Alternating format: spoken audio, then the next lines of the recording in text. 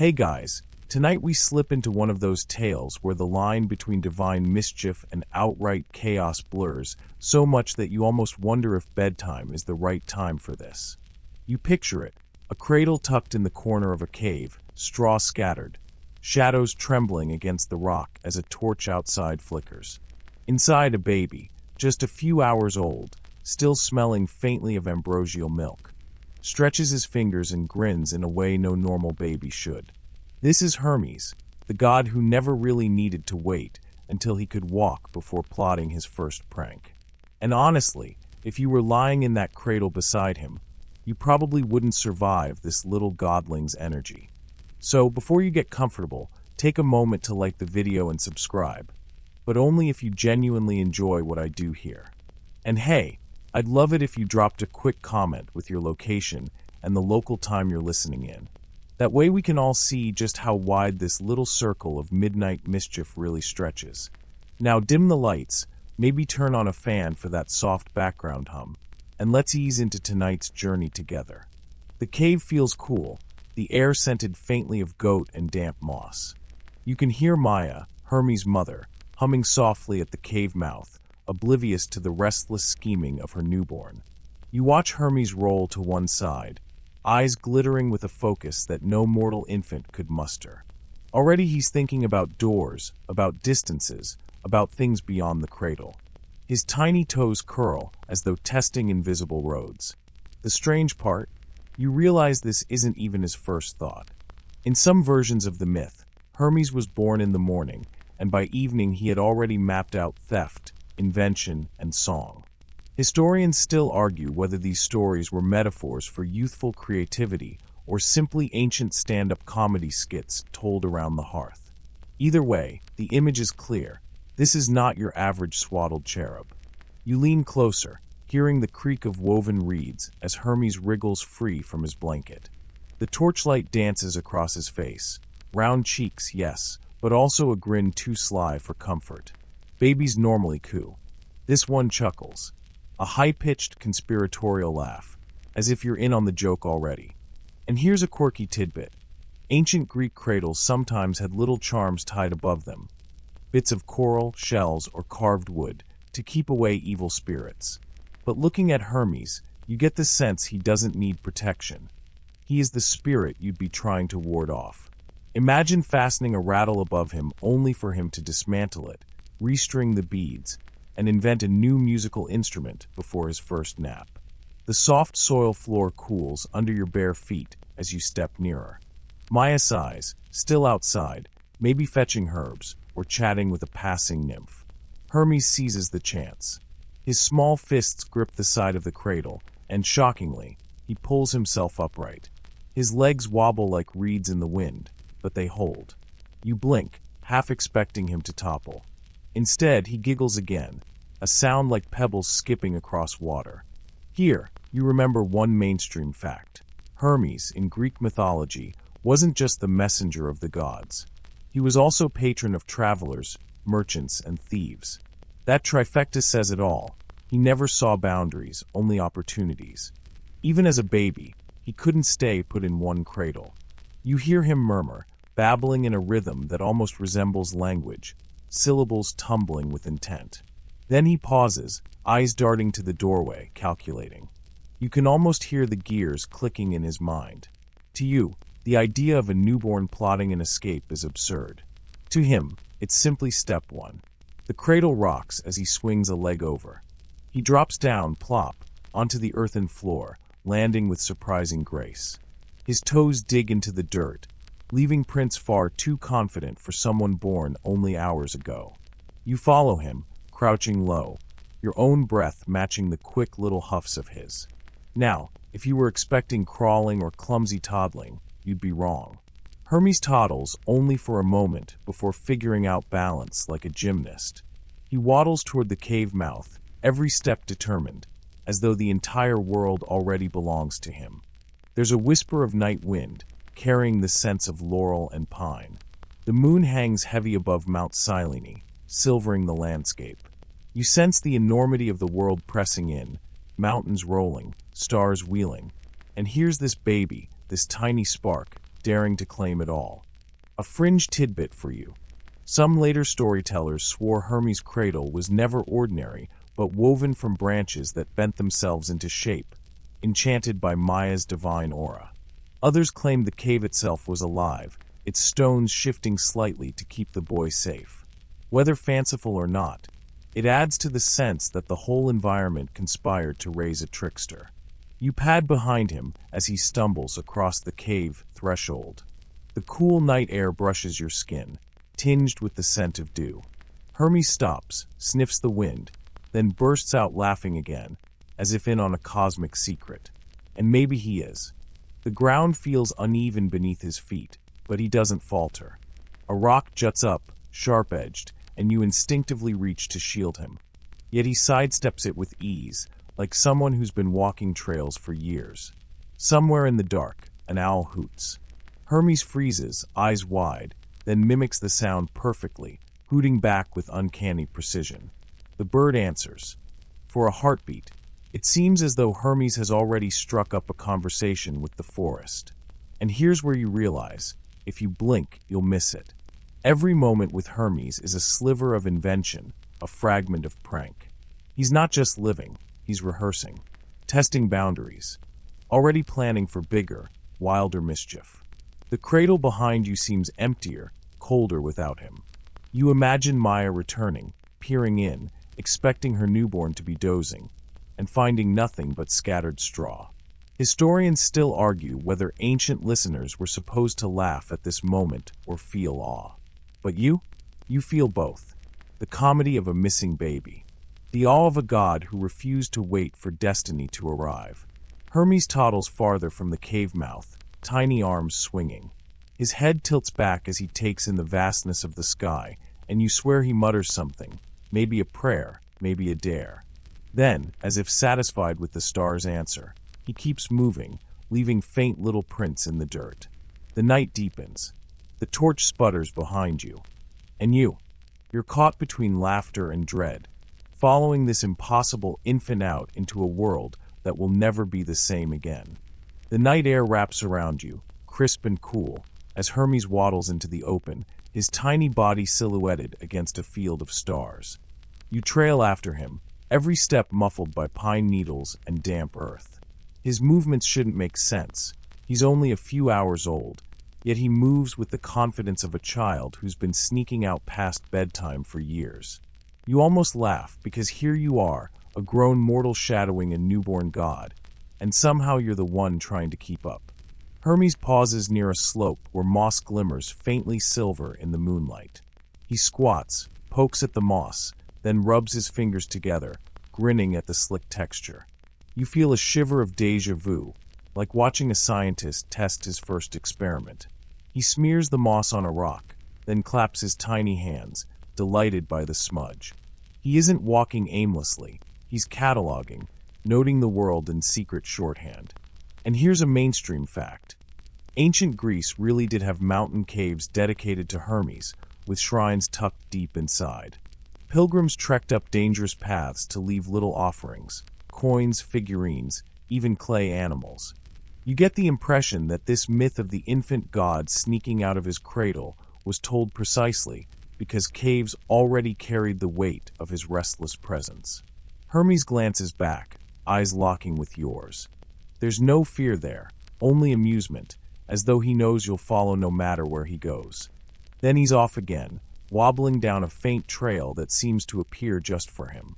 Pebbles crunch, owls hoot, and somewhere in the distance, you swear you hear the faint lowing of cattle. The little god's pace quickens. He stumbles, recovers, and then shockingly, he breaks into a run. His legs are absurdly short, but determination makes up the distance. You lunge after him, nearly tripping over a root, your breath catching in the cold.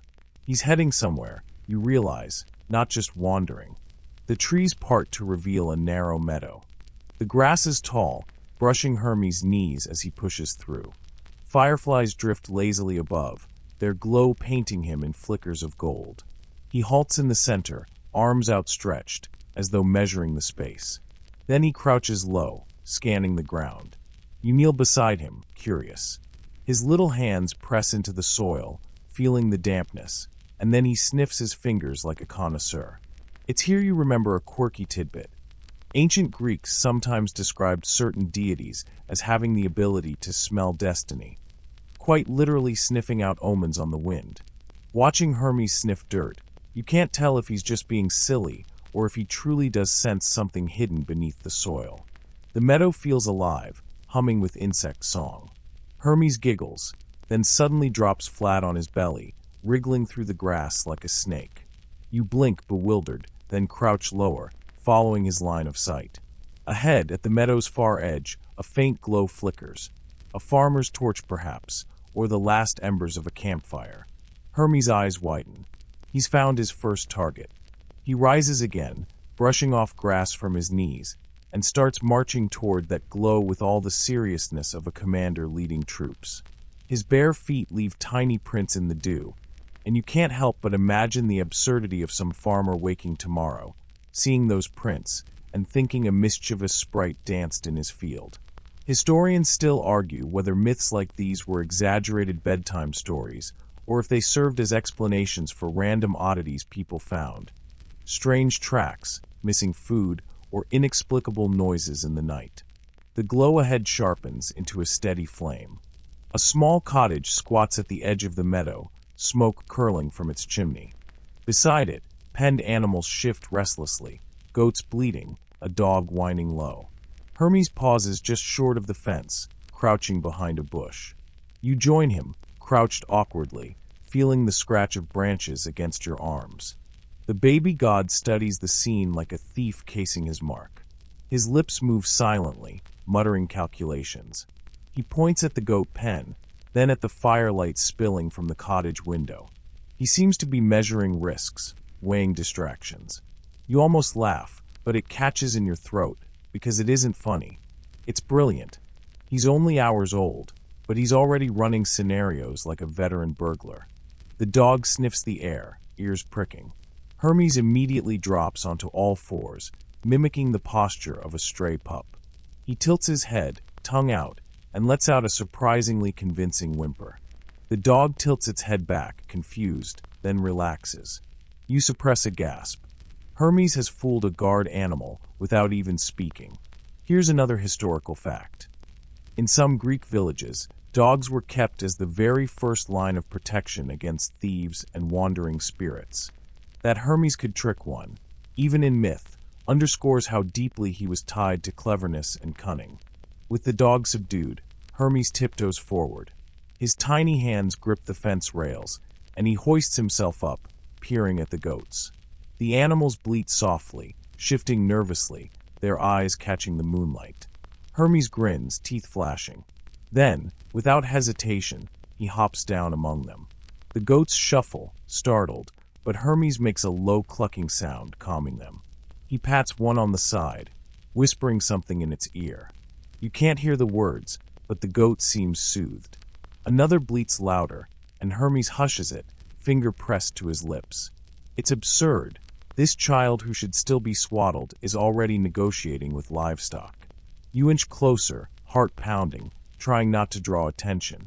Hermes begins tugging at a loose rope that binds the gate. His small fingers fumble for a moment, then, click, it comes undone. The gate swings open with a creak, and 3 goats slip out. Hermes pats them again, steering them gently into the meadow. The cottage door creaks, and your heart leaps. A shadow crosses the window, a human voice murmuring inside. Hermes freezes, eyes wide for the first time tonight. You brace for disaster. But then he smiles. That sly, conspiratorial grin returns. He claps his hands once sharply, and the goats bolt into the meadow, scattering noisily. The farmer's dog barks, chasing after them. The human shadow disappears from the window. Hermes slips out of the pen, tugging the gate shut behind him. His plan worked, distraction complete. You realize this wasn't random mischief. This was rehearsal, practice for something bigger. As the meadow quiets again, Hermes strolls back toward the tree line, utterly unbothered. He hums a tune under his breath, tuneless yet oddly rhythmic, like the prelude of an invention. You hurry after him, your pulse still racing from the close call. The night deepens. Hermes yawns but doesn't stop, trudging with determined little steps.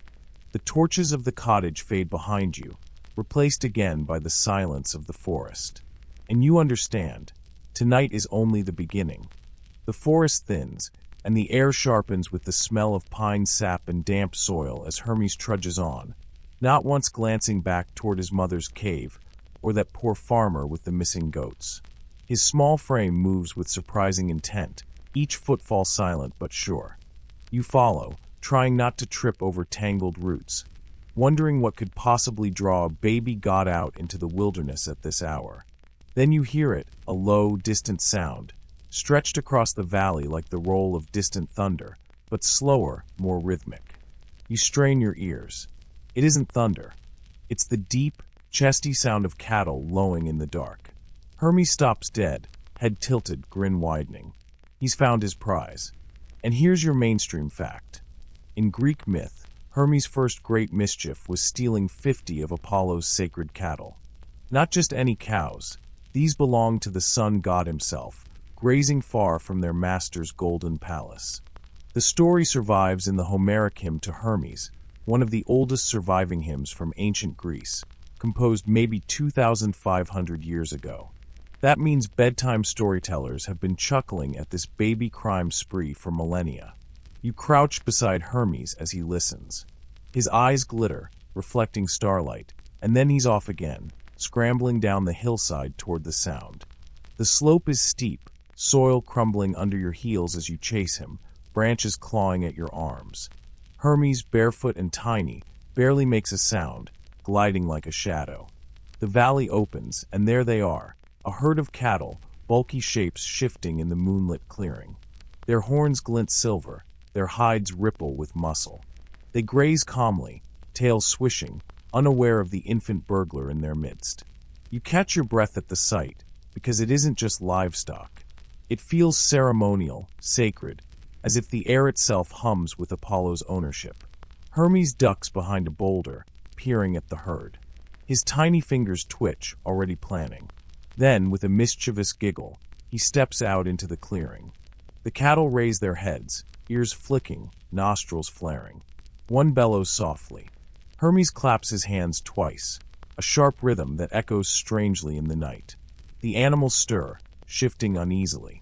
And here comes the first trick. Hermes picks up handfuls of dry grass, waving them in front of the cows' noses. He coos nonsense words, a baby's babble, but there's something persuasive in it. Slowly, hesitantly, the first cow steps forward, then another. Hermes pats their noses, grinning. He's taming them with charm alone. But of course, he doesn't just want to move the herd. He wants to make sure no one can track them. That's where his true brilliance shines. You watch in disbelief as he starts twisting the cows' hooves backward, forcing them to walk in reverse. The cows moo, confused but compliant, as Hermes pushes and pulls, leaving tracks that seem to head in the opposite direction. A quirky tidbit here. Greek storytellers loved describing this walking backward trick as proof that Hermes invented the art of misdirection. It's a move that magicians, thieves, and clever kids have admired for ages. Imagine being the farmer who follows those tracks and swears the cows marched straight into the sky. You crouch low as Hermes continues his work, tugging one cow after another into awkward backward steps. Dust rises in little clouds, mixing with the scent of hide and dung. The animals shuffle, uneasy, but Hermes soothes them with soft coos. His laughter bubbles through the night like running water. Your heart pounds, because it's one thing for a child to steal goats. But cattle belonging to Apollo, the radiant god of order, prophecy, and music, that's another story. You can already picture the fallout. Yet Hermes doesn't care. Mischief isn't about weighing consequences. It's about the thrill of the trick. The herd begins to move awkwardly, backward tracks scarring the soil.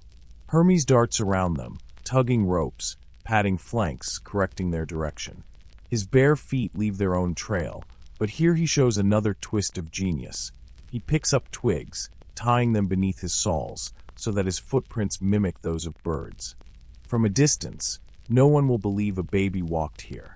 Historians still argue whether details like the bird-foot disguise were later additions, little flourishes added by storytellers to impress their audiences. But in the moment, watching Hermes scamper with sticks strapped to his feet, you believe it. You believe he would go to any length to perfect the con. The herd lumbers forward, silent but for the occasional low rumble. Hermes darts among them like a conductor, orchestrating the movement of massive beasts with nothing more than confidence and baby babble. You stumble alongside, struggling to keep up, the ground trembling beneath their hooves. For a moment, you glance upward. The stars blaze cold and bright, the Milky Way like a spilled ribbon of milk. Somewhere up there, Apollo himself rides the heavens, blissfully unaware that his prized cattle are being hustled away by a god young enough to still need swaddling. You can almost hear the future argument, the shouting, the laughter of the other gods when the truth comes out. But for now, it's just you, Hermes, and the heavy scent of cattle in the night.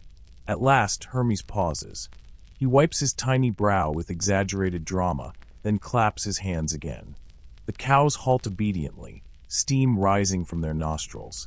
Hermes surveys his work, chest puffed, and shoots you a glance that says plainly, "You saw that. You saw me do the impossible. And you realize you did. The world has changed tonight, because the god of thieves has just pulled off his very first heist." The herd shifts uneasily in the night, their great flanks brushing against one another, tails swishing. You stand there in the meadow, breathless, realizing that Hermes has just stolen Apollo's sacred cattle, and he hasn't even stopped to consider what comes next. But Hermes? He isn't panicking. He's glowing, practically buzzing with pride, chest puffed out like he's already won. He claps his tiny hands once more, and the cattle shuffle forward, backward-hooved, obedient to their pint-sized thief. You trail after him, keeping low, heart hammering. The air is thick with the musky smell of hide and trampled grass. The moon paints the whole scene silver, and every crunch of hoof against soil feels too loud, like thunder announcing the crime to the world. Yet Hermes hums as he walks, a lilting tune that you don't recognize at first. Then it clicks. It isn't a song he's learned. It's one he's inventing. And that, right there, is a mainstream historical fact. Hermes is credited with inventing the lyre, one of Greece's most iconic instruments. The stories say it happened on the very same night he stole Apollo's cattle, as though his brain refused to limit itself to a single masterpiece of mischief. A theft and a symphony, both before dawn. But first, he needs materials. He halts the herd near a thicket of low shrubs, clapping his hands to keep them calm. Then, like a child spotting treasure in a toy box, he scampers toward a large tortoise ambling slowly through the grass. You stare, half horrified, half intrigued. Hermes kneels beside the creature, pats its domed shell, and tilts his head, eyes narrowing with curiosity. He mutters to himself in baby babble mixed with divine intent, then lifts the tortoise gently. Its legs wiggle, scratching at the air, but Hermes strokes its shell, calming it. He studies the curves, the hollows, the way the shell resonates when he taps it with his knuckles. To him, this isn't just an animal, it's raw potential. Here comes the quirky tidbit. Ancient Greeks actually believed tortoise shells had mystical properties, capable of channeling sound. Some even thought the shape of the shell echoed the dome of the heavens. To make music out of it wasn't just clever, it was cosmic. Hermes plops down on the grass, legs spread, tortoise before him. He digs through the meadow, finding dried sinew, reeds, and scraps of bark. You watch in astonishment as his tiny hands work quickly, lashing strings across the hollowed shell, fastening them to a bent stick he fashions into a frame.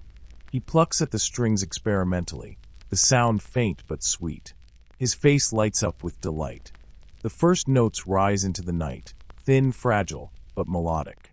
The cattle stir, ears flicking at the strange vibration. Hermes strums again, more confidently, and this time the sound rings clearer. It's as though the meadow itself is listening, the stars bending closer to hear. Historians still argue whether the invention of the lyre by Hermes was meant as a metaphor for the birth of Greek music culture, or simply an entertaining myth to explain why Apollo, patron of music, ended up with an instrument he didn't invent himself. But watching Hermes now, there's no debate in your mind. He's not just entertaining himself, he's creating something eternal. He hums along, matching his baby voice to the vibrating strings. His fingers fumble, then steady, learning quickly. Within minutes, he's coaxing a tune out of the crude lyre, something playful and mischievous, but haunting too. The cattle, restless a moment ago, sway gently as though lulled by the melody. You lean back against a tree, mesmerized. The night air feels softer, almost glowing, as the music threads through it. Hermes closes his eyes, lost in sound, tiny lips curling into a satisfied smile. He rocks side to side, plucking faster now, the rhythm quickening like footsteps in pursuit. Then suddenly he slows, drawing out a long, low note that quivers like a sigh. It's absurd and profound at once. A baby stealing cows, then sitting in the meadow to invent music. And yet it feels inevitable, like the universe itself had been waiting for this sound to be born. The tortoiseshell lyre gleams faintly in the moonlight, the strings vibrating as though alive. Hermes plucks one last note, then opens his eyes, looking straight at you. His grin is wide, knowing. It says, "Yes, I did that." And it's only the beginning. You realize you're hearing not just music, but a promise that mischief and creativity, trickery and beauty, can walk hand in hand. That sometimes the world changes not with thunder, but with the soft twang of a baby god's invention. The cattle settle again, their great bodies casting long shadows across the meadow.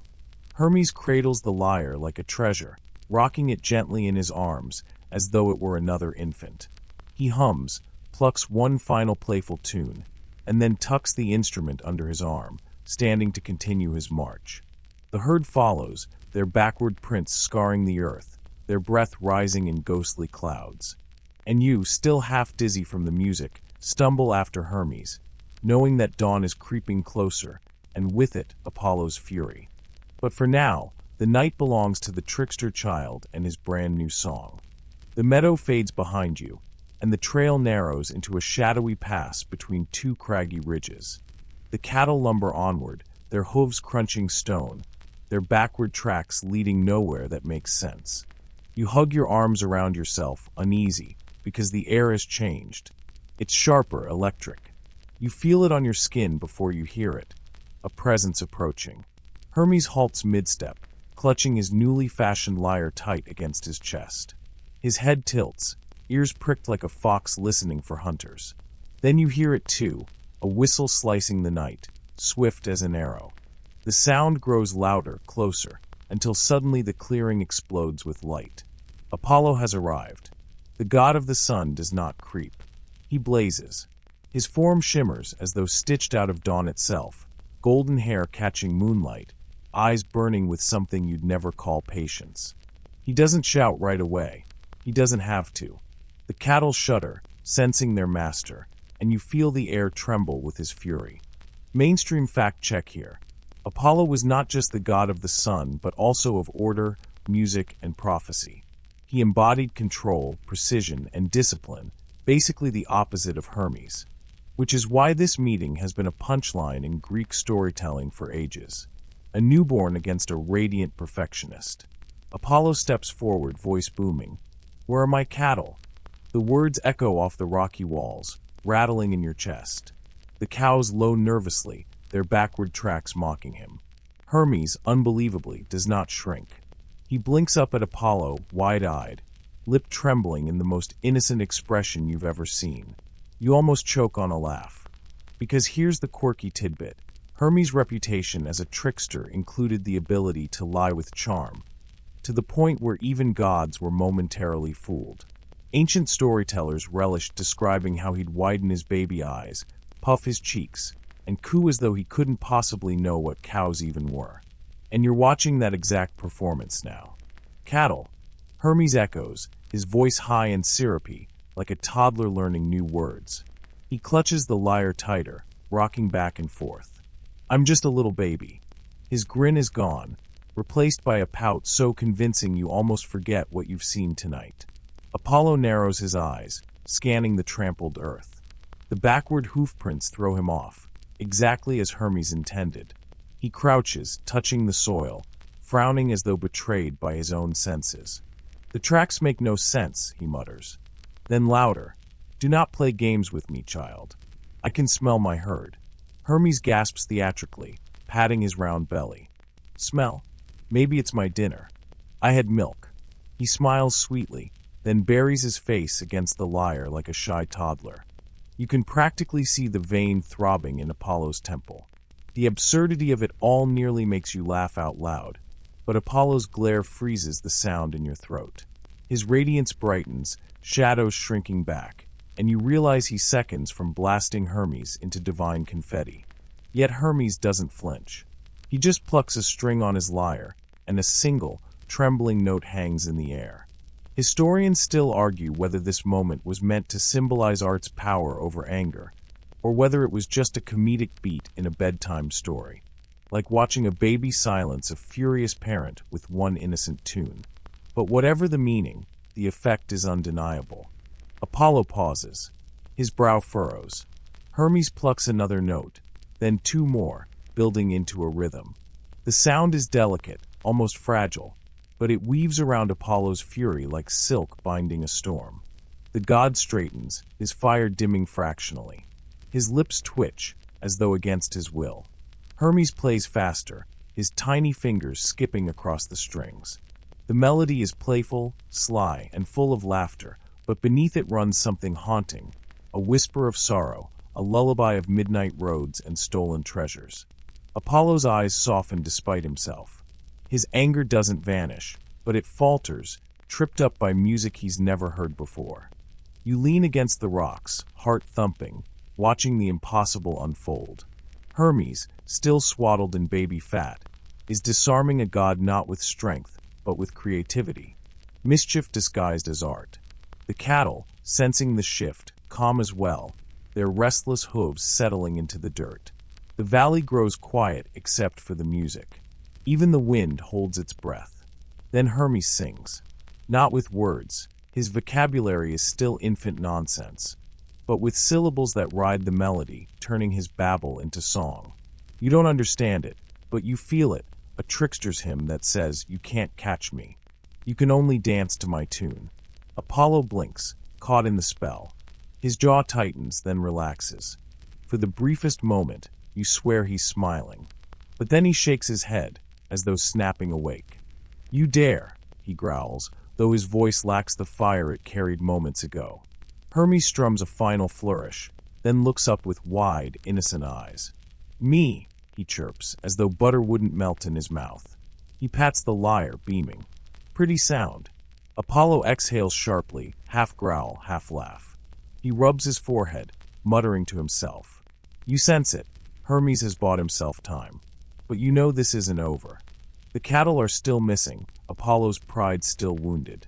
And when the sun god regains his full composure, the trickster will face the heat. For now, though, Hermes basks in victory, strumming a carefree tune that drifts into the starry night, bold as a thief whistling after a perfect crime. You barely have time to exhale before Apollo lunges forward, one hand shooting out like a golden snare. Hermes squeals, not in fear, but in pure performance, as though he's auditioning for the role of most helpless baby in the world. He drops the lyre, lets it clatter on the rocks, and wriggles in Apollo's grasp, feet kicking. You swear you can hear him giggle under his breath, delighted with how perfectly his ruse is working. Apollo doesn't giggle. His face is all business, a furnace of fury tamped down only by confusion. He lifts Hermes eye to eye, searching for guilt, but the baby only blinks and coos, patting Apollo's cheek as if the god of order were just another oversized babysitter. This is where things get sticky. Apollo knows what he knows. His cattle are missing, their tracks vanish in impossible patterns, and his instincts all point toward this squirmy infant. But what can he actually do? The rules among gods are tricky. You can't just smite a fellow Olympian's kid without consequences, especially not one who happens to be the son of Zeus. Mainstream historical note here. Zeus' children often caused divine headaches. Between Hercules, Dionysus, Athena, and countless others, Mythology is basically one long tale of their drama spilling into the mortal world. So Apollo holding back isn't weakness, it's political survival. Hermes, sensing that hesitation, doubles down. He pretends to cry. Fat, crocodile tear sobs roll down his cheeks, his tiny fists pounding Apollo's chest. "No cows! No cows!" he wails, like an indignant toddler caught with chocolate smeared across his face, but insisting he never touched the cake. Apollo snarls and sets him down, shaking his head. "You insult me," he says, voice trembling with controlled rage. His eyes flick to the lyre lying on the ground. He gestures, and the instrument leaps into his hands. He strums it once, and even in his fury, his brows lift. The sound is exquisite, shimmering like starlight rippling across water. Quirky tidbit time. Some sources claim Apollo, despite his anger, immediately recognized the genius of the lyre and was smitten. Others insist he was grudging, muttering that it was acceptable, but nowhere near divine. Either way, Hermes had struck gold, literally gifting Apollo a distraction. Apollo plucks another note, then another. The valley fills with a new music, rich and controlled where Hermes had been playful and chaotic. It's like watching two magicians trade tricks, one tossing sparks, the other weaving fire into a tapestry. You lean against a boulder, heart pounding as the tension shifts. Hermes isn't squirming anymore. He sits cross-legged on the dirt, smirking, as if to say, "See? I gave you a toy. Forget about the cows." His audacity makes you want to laugh and shiver at the same time. But Apollo hasn't forgotten. After a few lingering strums, he lowers the lyre and fixes Hermes with a gaze sharp as obsidian. "This is clever," he says slowly, "but it does not erase the theft." He steps closer, and you brace yourself for a blast of divine justice. Hermes tilts his head. Then he shrugs and does something you don't expect. He opens his mouth and babbles, not random baby nonsense this time, but a stream of words strung together with eerie coherence. They're half nonsense, half poetry, but you understand the gist. He's telling a story. He speaks of a cave, a night, a trick so daring that even the gods would chuckle. He speaks of fire stolen and shaped, of sparks hidden in reeds, of candles burning where no sunbeam could reach. He is quite literally inventing his alibi on the spot and weaving into it the first whispers of the trick candle. Historians still argue whether this first candle tale was inserted later, a playful myth layered atop the cattle theft story, or whether the ancients truly connected fires taming to Hermes' mischievous night. Either way, the imagery clings. You picture flames flickering against cave walls, confusing shadows, a childlike god giggling as his candle sputters and revives itself like a prank that refuses to end. Apollo listens, jaw tight, but his grip on Hermes' guilt loosens. Because in this moment, Hermes isn't just a thief. He's a storyteller, a magician, a god rewriting reality with words. Apollo knows power when he sees it, even if it's wrapped in a swaddled infant's grin. The cattle low nervously in the distance, as if reminding everyone they still exist. Apollo exhales through his nose, clenches his fists, and finally speaks the obvious. "We're going to see Father." His voice is final, heavy with the authority of a sibling who knows there's no arguing. Hermes flashes a grin that says perfect. Because being hauled before Zeus isn't punishment, it's opportunity. You trail behind as Apollo scoops up the lyre and marches down the stony path, Hermes perched under his arm like a smug loaf of bread. The cattle shuffle after, herded by Apollo's sheer glare. Above, the stars tilt as if leaning closer to watch this absurd procession. The furious sun god, the giggling baby trickster, and a herd of cows that smell faintly of smoke. And you, caught in their wake, know that whatever judgment awaits at Olympus will not be simple. Hermes has stacked the deck, and Apollo doesn't even realize it. The climb to Olympus begins under a sky that seems far too awake for this hour of night. Stars pulse brighter than usual, like nosy spectators, and the moon hangs heavy, silvering the rocky path. Apollo strides ahead, his golden aura bright enough to light the way without torches. Under his arm, Hermes dangles like a smug sack of potatoes, swinging his chubby legs as if this is all a joyride. You plod after them, the herd of stolen cattle trudging noisily at your heels. Their hooves clatter on stone, echoing up the mountainside. Apollo doesn't need to herd them with a staff. His sheer presence commands obedience. Still, the cattle grumble like tired commuters dragged into an argument they didn't sign up for. Hermes is quiet at first, head tilted against Apollo's elbow, eyes flicking upward at the sky. Then, in a tiny sing-song voice, he begins humming. At first you think he's improvising baby nonsense again, but the rhythm is deliberate. You recognize snatches of the melody from the lyre performance earlier, rearranged into something teasing and sarcastic. Each hum is like a musical side-eye, a reminder that Hermes still believes he's steering this show. Apollo grinds his teeth. "Silence, child," he commands, but Hermes only grins and hums louder. Mainstream historical fact here. The Olympians were often portrayed as deeply human in their tempers and squabbles. Unlike distant, all-knowing deities, Greek gods sulked, argued, and occasionally threw tantrums. Apollo, despite his titles of reason and order, wasn't immune. His quarrels with mortals, other gods, and even his own siblings pepper mythology like a soap opera. And you're watching one play out right now. Halfway up the climb, Hermes wriggles and slips from Apollo's arm. The sun god curses and spins, but Hermes is already on his feet, toddling up the path with surprising agility. His giggles echo through the stones, taunting Apollo. Apollo lunges after him, but the infant darts into a narrow crack in the rocks. You gasp, expecting him to vanish entirely, but instead a faint glow flickers within. When you squeeze closer, you see it, Hermes crouched in the shadows, holding a stubby, smoking candle. Its flame sputters wildly, dying, reviving, dying again, like a flame that refuses to obey the laws of fire. Quirky tidbit. Some folklorists believe the legend of the trick candle may have roots in ancient pranks with resin-coated wicks. When blown out, the resin could reignite from lingering embers. Whether or not Hermes really invented it, storytellers adored imagining him cackling with the first relighting flame.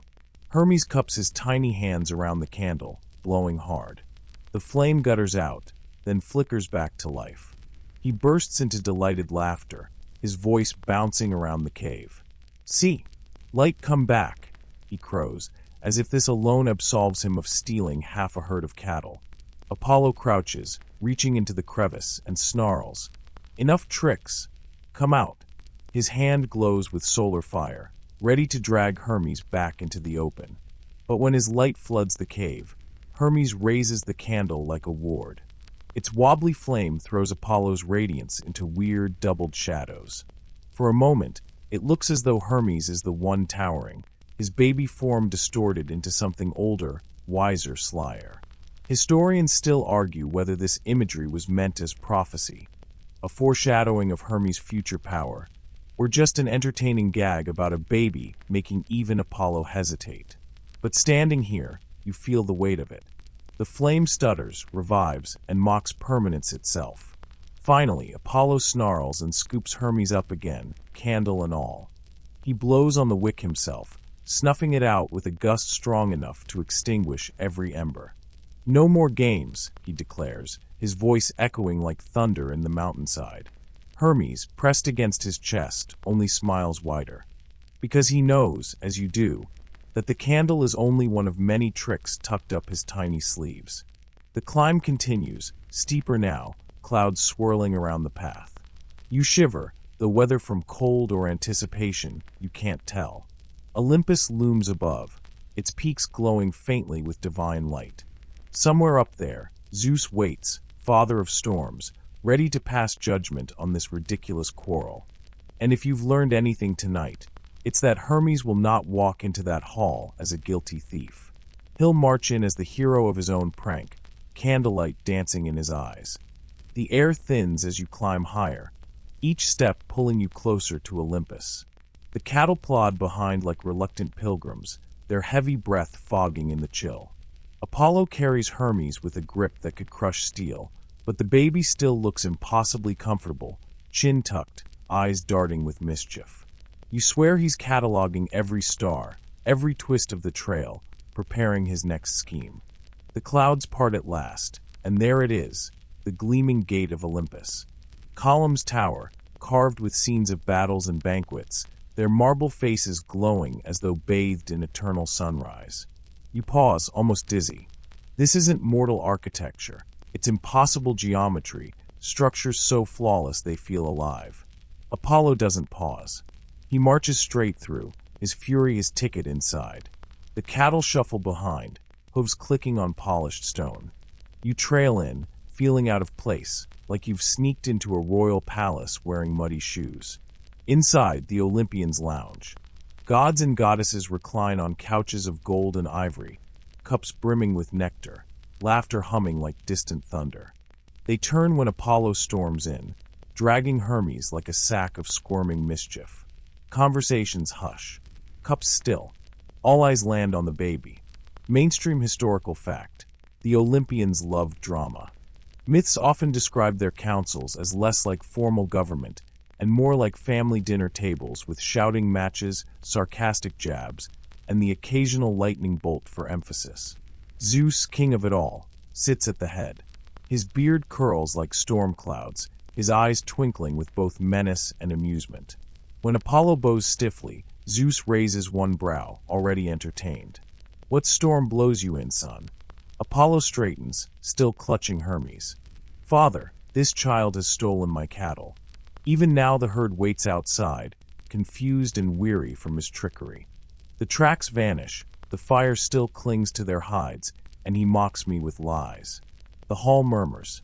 Some gods snicker, others exchange knowing glances. Hermes wriggles free of Apollo's grasp and toddles forward, arms wide like he's about to deliver a TED talk in diapers. He bows clumsily to Zeus, then turns with a pout so exaggerated it belongs in a theater mask. Me steal? No, no. Me baby. His voice is syrupy sweet, trembling with mock innocence. He spreads his little hands, as though showing he has nothing hidden. You have to bite your tongue to stop laughing, because Hermes has slipped the candle stub into his palm, barely visible as he waves his hands around. With a subtle flick, he sparks it alive again, and a tiny flame wobbles into existence. Gasps ripple across the hall. Quirky tidbit. Some versions of the myth suggest Hermes first introduced the Olympians to a playful form of fire trickery here. Not just the lyre, but also a candle that teased and surprised. The idea of a flame that never fully dies would later echo in sacred rituals, eternal torches, and even modern birthday candles. Zeus leans forward, beard catching the candle's light. "And what is this, little one?" he asks, his voice rumbling like distant thunder. Hermes beams, blowing the candle out. The flame sputters, dies, then springs back, earning a round of laughter from Dionysus, who nearly spills his wine. Even Hera cracks the ghost of a smile. Apollo fumes. "Father, do not let him distract you with toys." The cattle. But Zeus raises a hand. The room falls silent. He studies Hermes, who stands proudly with his candle, face lit by flickering light. Then Zeus chuckles, a sound like storms rolling off mountains. "You are clever," he says, eyes twinkling. "Too clever for your years. Tell me, child, why steal what is not yours?" Hermes tilts his head, candlelight gleaming in his eyes. "Not steal. Borrow. For music." He gestures at Apollo's lyre, which glimmers at his brother's side. "See, make pretty sound. Cows give more than milk." Historians still argue whether this scene was a sly commentary on resourcefulness, turning theft into invention, or simply another mischievous tale of Hermes' charm. Either way, the Olympians roar with laughter. The tension cracks like thunderclouds breaking into sunlight. Apollo throws his hands up, exasperated, but Zeus shakes his head. "Peace. The cattle are safe, your lyre a gift, and this child—" He leans down, eyes locking on Hermes. "This child is mine indeed. Let the tricksters would have its place on Olympus." The hall erupts in applause and jeers. Hermes bows dramatically, candles still flickering, as though the entire charade was a performance staged just for this moment. And maybe in a way, it was The laughter still ripples around the hall, echoing off the marble columns like waves of applause. Hermes stands in the center, candle wobbling in his hand, while Apollo smolders beside him, fists clenched so tightly you swear you hear his knuckles crack. The cattle wait outside, their lowing faint but persistent, as though they too want closure. Zeus strokes his beard, eyes twinkling as he lets the amusement linger. Then, with a thunderclap of a voice, he quiets the room. Enough. The Olympians hush instantly. The candle flame flickers nervously in Hermes' grasp, but the boy doesn't flinch. He's reveling in the attention. Apollo steps forward. Father, I demand restitution. He must return what is mine and face judgment for his theft. A god who lies, who mocks, who steals, what message does this send to mortals who worship us? His words are precise, each syllable dripping with righteous anger. Mainstream fact time. Apollo was not only associated with the sun and music, but also with law and prophecy. He embodied order, clarity, and fairness, or at least the Olympian version of fairness. His appeal to justice here is completely in character. Zeus leans back on his throne, expression unreadable. And what punishment would you propose for an infant? Apollo hesitates. The hall chuckles. You can practically hear the gears grinding in his head. How do you discipline a god barely old enough to crawl? Hermes seizes the moment. He toddles forward, candle in hand, and places it reverently at Zeus' feet. No bad. Make gift. His voice is honey, his eyes wide. Then he cups the flame, blows it out, and of course, it sputters back to life. The room bursts into laughter again, even Athena hiding a smirk behind her hand. Quirky tidbit. Some scholars speculate the myth of Hermes' candle trick may have been an allegory for the persistence of wit over brute force. A flame that refuses to die, just as cleverness survives even the harshest punishment. Zeus chuckles, his laugh shaking the pillars. A gift, is it? Then let it be so. Apollo, your cattle will be returned. Hermes, you will keep your clever toy, and perhaps learn when to use it. Apollo's jaw tightens. He nods stiffly, though the veins in his temple throb with suppressed rage. Hermes, meanwhile, claps his tiny hands, candle bouncing in the motion, as if he's already forgotten the word consequences. But then Zeus' tone shifts, low and serious. Do not mistake my laughter, child. You are clever, yes. But cleverness without wisdom burns as fast as dry tinder. You will learn service, respect, and the balance of trickery and truth. Historians still argue whether this was the moment Hermes officially became recognized as the god of trickery, boundaries, and transitions, or whether that title came later. Either way, the story paints it as a defining turning point. Zeus acknowledging his son's mischief, but binding it with responsibility. Hermes tilts his head, as though pondering. Then, bold as anything, he points at Apollo's lyre. Me keep too. The hall erupts again, this time in groans, not laughter. Even Dionysus spits out his wine in shock. Apollo's face goes crimson. Absolutely not. But Zeus only grins, eyes glittering with stormlight. Perhaps you may share, little one. Apollo will teach you music, and you will teach him perspective. Apollo sputters, but the decree is made. Zeus leans back, satisfied. The candle flame flickers between his feet, throwing shadows that look suspiciously like wings. You realize something as the council disperses. Hermes didn't just get away with theft. He walked into the heart of Olympus, entertained its gods, and walked out with both recognition and a new toy. The trick candle wasn't just a prank. It was his calling card, a symbol of persistence, deception, and charm. And as you follow the gods out of the hall, you swear Hermes' grin grows even wider. Because the game has only just begun. The council breaks like surf on a shore, gods rising from couches, golden goblets clinking, laughter spilling into side conversations. Some clap Hermes on the back, as though he's a pint-sized celebrity. Others shake their heads at Apollo's humiliation. The cattle are led away by servants of Olympus, their soot-tinged hides proof of the night's chaos. Apollo stalks out first, shoulders rigid, lyre hugged to his chest like a shield. He radiates dignity dented by mischief, a sun god whose perfect order has been upstaged by a baby.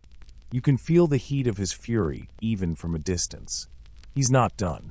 Not by a long shot. Hermes, meanwhile, scampers between the thrones like a toddler at a wedding reception, his candle stub wobbling in his fist.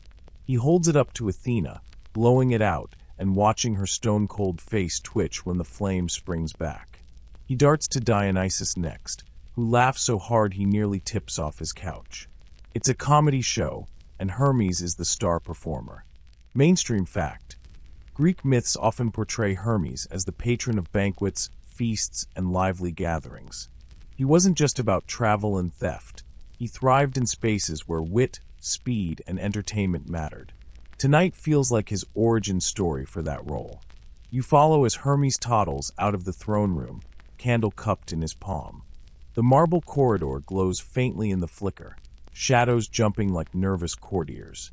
Outside, the night over Olympus is impossibly clear, every constellation sharp enough to pluck like strings on Apollo's lyre. Hermes plops down on the steps, yawning, but his eyes are far from sleepy. He stares at the candle flame like it's a puzzle, watching how it bends, gutters, then revives. He blows softly, testing how much force it takes to kill it and how much breath to coax it back. The little flame answers like a loyal co-conspirator, dying and rising on cue. Quirky tidbit: in some rural tradition centuries later, shepherds would amuse themselves with resurrecting flames. Candles dusted with powdered herbs or resin that reignited easily. Whether inspired by Hermes' legend or coincidental, the resonance is uncanny. Apollo appears again, standing at a distance, arms folded. His aura lights the courtyard brighter than any candle, but Hermes doesn't look up. He just blows on the wick again, grins at the sputter, then finally says, "Pretty, huh?" Apollo's voice is cool, clipped. "You humiliate me before Father and the council. You turn theft into play. You think cleverness excuses disrespect." Hermes tips his head, candlelight gleaming in his wide eyes. "Not disrespect. Balance. You serious? Me fun. Both needed." For a heartbeat, silence. The cattle's lowing drifts faintly from their pen. The stars blink. Then Apollo exhales, a slow breath that seems to drag the tension with it. "Balance," he repeats, as if tasting the word for the first time. Historians still argue whether this exchange, Hermes teaching Apollo the necessity of play, was a later embellishment or part of the original oral tradition. Some see it as comic relief, others as moral allegory. Without laughter, order hardens into tyranny. Apollo shakes his head, muttering. He doesn't accept defeat, but he doesn't lash out either. Instead, he turns and vanishes into the colonnade, his glow retreating like dawn swallowed by night. Hermes yawns again, triumphant. He hugs the candle to his chest like a plush toy, eyelids heavy, but mind clearly still racing. And you realize, for him, tonight wasn't just a prank. It was practice. Each trick, each flame, each lie wrapped in charm. It's rehearsal for a lifetime of schemes. You lie back on the cool marble, watching smoke curl from the candle's tip. The flame dies, revives, dies again, stubborn as Hermes himself. And you can't help but wonder, if a baby can twist gods around his finger with nothing but charm, lies, and a flickering light, what's he going to do when he grows up? Dawn comes slowly to Olympus, a pale wash of light chasing shadows across the marble courtyards. You're still stretched on the cold steps, half dozing, when the sound of tiny feet pattering wakes you. Hermes is already up. Of course he is. The boy moves like a thought before coffee, restless, unstoppable, full of chaotic energy. He toddles with purpose, clutching his candle stub like it's a royal scepter. His eyes sparkle in the new light, and you can tell he's plotting. Apollo may think the matter closed. Zeus may have declared balance, but Hermes doesn't operate on endings. For him, every resolution is just the setup for the next act. You stumble after him as he darts through Olympus' grand corridors, passing frescoes that depict centuries of divine glory. The gods themselves are absent now, sleeping off their nectar and laughter. The air is quiet, except for Hermes' hums, tuneless, mischievous, like a secret melody only he can hear. Mainstream historical fact: Hermes was often linked with thresholds, liminal spaces where one thing turns into another, day into night, wake into sleep, mortal into divine. He thrived in the in-between. Walking these dawn-lit halls, you see why. Every shadow feels like his playground, every echo a hiding spot for another trick. He finally slips into a smaller chamber, a library of all places. Scrolls and tablets line the walls, bound in cedar, smelling faintly of ink and beeswax. Hermes clambers up a stool, nearly toppling it, and sets his candle on the table. He lights it, then blows it out, watching the flame return with a hiss. He giggles, then sets about testing it against the parchments, as though trying to understand how far this little miracle can go without disaster. Quirky tidbit.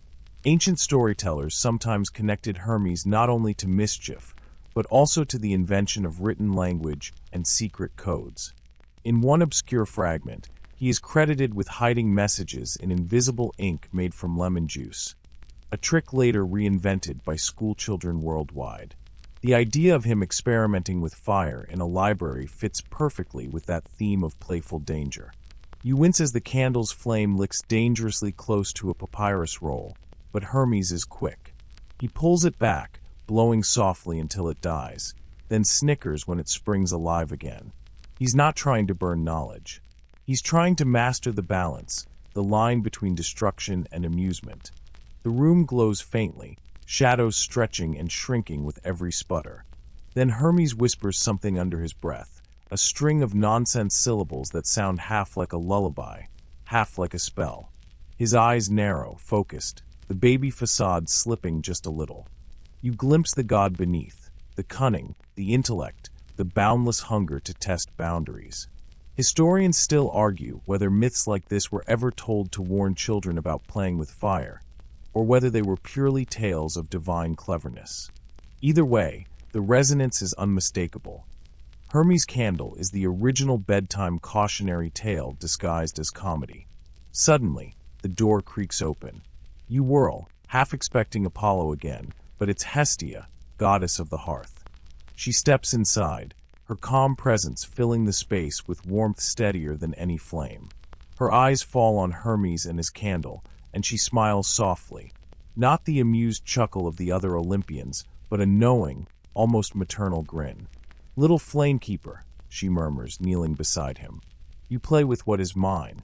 She gestures at the candle, its flame sputtering bravely in defiance of the dawn. Hermes beams.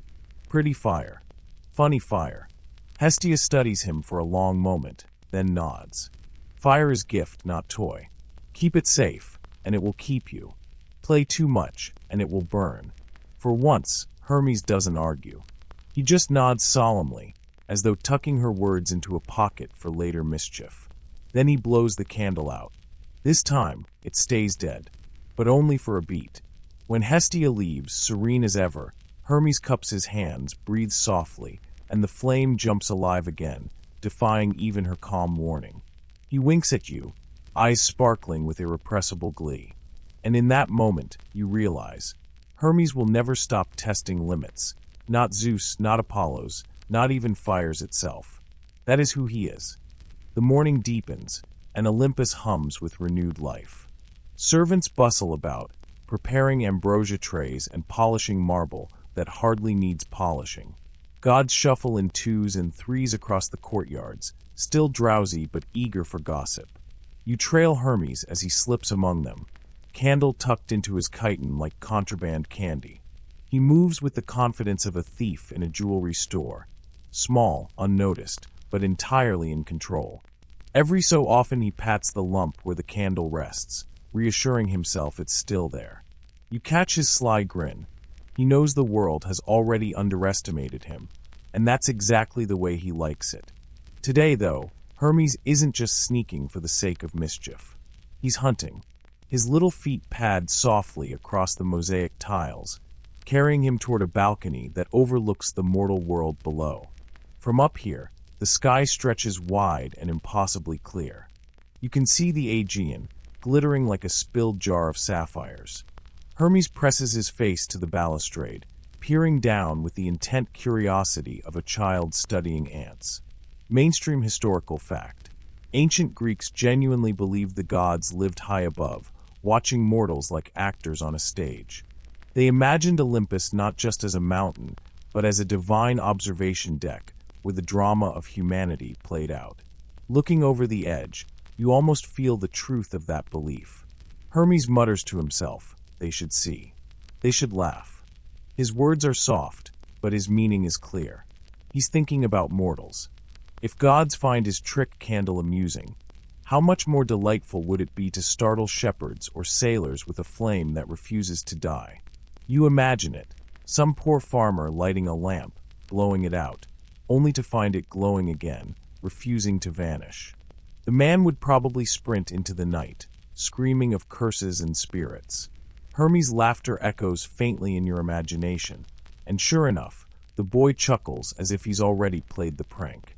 Quirky tidbit: in certain rural parts of Greece, shepherds would carve faces into gourds, place candles inside, and leave them on hillsides as a kind of rustic festival joke. Some folklorists even wonder if that practice influenced later European traditions like jack-o'-lanterns. If anyone could have sparked such an idea, it would be Hermes, dropping a stubborn flame into mortal hands. He tests his theory immediately. With you scrambling to keep up, he zips down the golden stairwell, darts across courtyards, and somehow slips through Zeus gates without anyone noticing. One blink later, you're standing on a grassy hillside above a mortal village. The air smells of wild thyme and baking bread. Below, villagers shout greetings as they begin their day, oblivious to the godlet lurking just beyond their reach. Hermes squats in the tall grass, candle now lit again. He cups it carefully, shielding it from the breeze. The flame sputters but refuses to die. "Watch," he whispers to you, though you wish he wouldn't. Nothing good comes after that word. He creeps downhill until he's just outside a thatched hut. Smoke curls from its chimney, and a clay lamp sits on a windowsill flickering. Hermes sets his trick candle beside it, giggles, and blows both out. The clay lamp obediently darkens. The candle does not. It glows merrily back to life, bathing the hut in a sly orange light. A child inside gasps, pointing. The mother rushes to the window, sees the impossible flame, and shrieks. She throws water over it, but the candle only hisses and flares brighter. Hermes' shoulders shake with silent laughter, and you know this will spread like wildfire, pun absolutely intended, through the village before noon. Historians still argue whether stories like this are kernels of memory from when divine myths bled into folk superstition. Did villagers really believe strange fires in the night were signs of gods? Or did later poets retrofit Hermes' pranks into rustic imagination? Either way, watching a mortal family wrestle with a candle that refuses to die feels both hilarious and just a little cruel. Hermes finally plucks it back up, winks at the confused mortals, and scampers off before they can glimpse his winged ankles. He races uphill, breathless with giggles. You pant behind him, wondering whether you're accomplice or just unwilling witness. When he finally collapses onto a rock, candle tucked back in his lap, Hermes sighs with satisfaction. They saw. They laughed. You want to correct him. Those villagers weren't laughing, they were terrified, but you bite your tongue. The god of trickery doesn't process reactions the way you do. For him, any disruption is delight. The sun climbs higher, painting the world in sharp gold. Hermes hums again, the same nonsense tune from the library, twirling the candle between his fingers. You can tell he's already thinking of the next act, the next test, the next unsuspecting victim of his eternal flame. And though you know you should stop him, some part of you wants to see just how far the trick will go. By midday, Hermes is restless again. His little chest rises and falls quickly, wings twitching at his ankles as though they're impatient too. He marches across a meadow with the seriousness of a soldier, though his candle bobs like a lollipop in his tiny fist. You follow at a distance, your shadow lengthening on the wild grass. He's not satisfied with scaring one family. Oh no. Hermes is already plotting how to spread his flame wider, to test it against new mortals, bigger crowds, and maybe even other gods who think they've already had their laugh. He stops suddenly by a stream, crouches low, and dips the candle into the water. You wince, expecting the flame to hiss out for good, but instead it sputters indignantly and blazes back with renewed vigor. Hermes squeals in delight. "Won't die, won't drown," he cries. He splashes water onto it, the drops rolling off as if the fire itself refuses to acknowledge the laws of physics. Mainstream historical fact. In Greek ritual, fire and water were often paired in purification ceremonies. Priests might sprinkle holy water while carrying torches, symbolizing balance between opposites.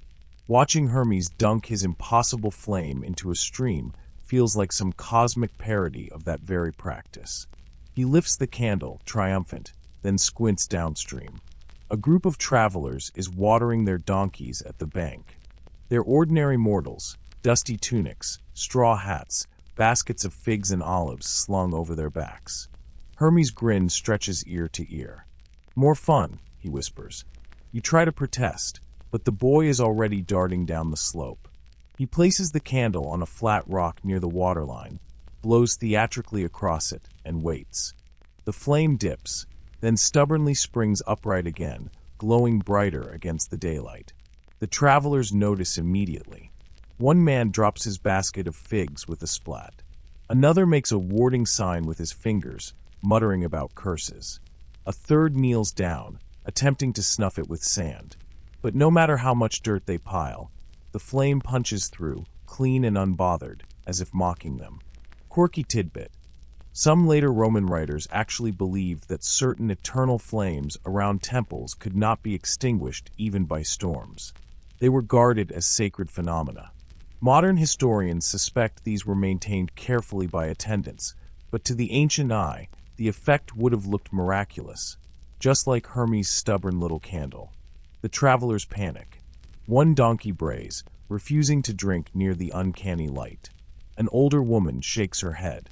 "The gods test us," she says, voice trembling. The group retreats, abandoning the figs, unwilling to linger by a flame that plays by no rules. Hermes bursts into laughter so loud it startles a crow from the trees. He clutches his belly, candle waving dangerously close to your tunic. They run. They fear. Good fire. His delight is pure and uncontainable.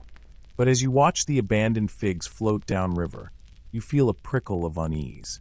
Mortals are not playthings, no matter what Olympus believes. Their fear is real, their superstition deep-rooted. What starts as a prank could ripple outward into rumor, then legend, then something heavier. Hermes may only want giggles, but what he's planting is myth. Historians still argue whether trickster myths arose purely from entertainment or whether they encoded warnings. Don't tamper with fire, don't challenge the gods, don't trust the world to play fair.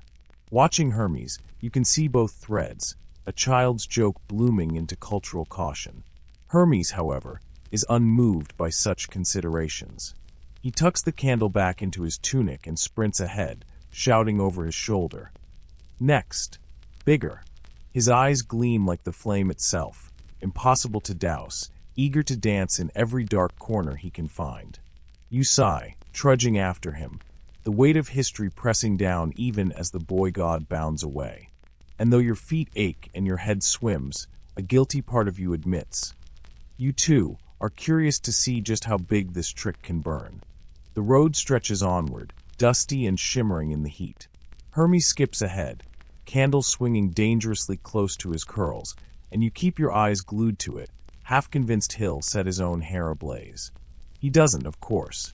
The flame obeys him in ways that make your mortal stomach churn, alive, almost affectionate, like a puppy that refuses to leave its master's side.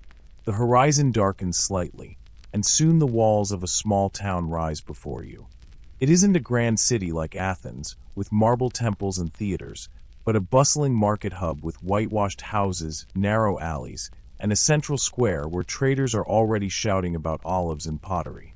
Hermes slows, nose wrinkling at the smell of fish drying in the sun. His grin widens. Perfect place. You groan softly. Perfect for what? He twirls the candle between his fingers like a baton. Show. Big show. And just like that, he darts into the crowd. Mainstream historical fact. Markets in ancient Greece weren't just places to buy food. They were hubs of social life, politics, and performance. Philosophers debated there, jugglers entertained, and gossip flew faster than drachma coins. If Hermes wanted his legend to spread, a market was the perfect stage. He scampers onto a crate in the middle of the square, earning a few chuckles from onlookers who assume he's some street urchin trying to earn figs. He lifts the stubby candle high, waiting for the chatter to die down. Then, with exaggerated ceremony, he blows it out. The flame flares back instantly. Gasps ripple through the crowd. Someone claps, assuming it's sleight of hand. Hermes bows dramatically, relighting and extinguishing the stub over and over, each time faster, until the market-goers press closer, craning their necks. Quirky tidbit: ancient Greeks adored clever tricks. They even had mechanical toys, water-driven birds that chirped, puppets that moved by hidden strings, and little magic cups that could pour endlessly without spilling. Hermes, though, offers no hidden mechanism. His candle truly refuses to obey. A fishmonger shouts, "Impossible!" and rushes forward, seizing the stub. He blows until his cheeks puff red, but the flame only dances brighter. When he plunges it into his bucket of anchovies, the candle emerges dry and blazing. The crowd erupts into shrieks and laughter. Coins rain onto Hermes' crate, tossed like offerings. People beg him to repeat the trick, to teach it, to bless their lamps with the same immortality. Hermes soaks in their awe, eyes gleaming brighter than the flame itself. But beneath the amusement, you feel a shift. Wonder edges toward reverence. Jests mutate into whispers of divinity. Someone mutters, "He must be a god." Another kneels. The line between performance and worship thins dangerously. Historians still argue whether trickster gods like Hermes thrived because mortals needed laughter in the face of fear, or whether they genuinely believed divine mischief spilled into their marketplaces. This moment feels like both: comedy on the surface, theology fermenting underneath. Hermes pockets the coins without a flicker of shame. More, he chants, spinning the candle like a torchbearer at a festival. The crowd roars approval. You feel dizzy, caught between awe and dread. Because deep down, you know where this is heading. Hermes' candle isn't just a prank anymore. It's becoming a story, a legend, a spark that could ignite centuries of superstition. Mortals will tell their children of the flame that refused to die. Priests might weave it into ritual. And all because one baby god couldn't resist a joke. Hermes winks at you, lips curling in triumph. Told you. Big show. And for the first time, you wonder if even Zeus could extinguish what has now begun. By the time you tug Hermes out of the marketplace, dusk is beginning to stain the sky violet. The air carries that tired, satisfied hum of a town winding down. Dogs barking, pottery shutters clattering shut, someone strumming a lyre off-key in the distance. Behind you, the market still buzzes with gossip about the boy and his immortal flame. You can feel rumors taking root like ivy. Hermes is giddy. He bounces along the road outside the gates, jingling the coins he collected.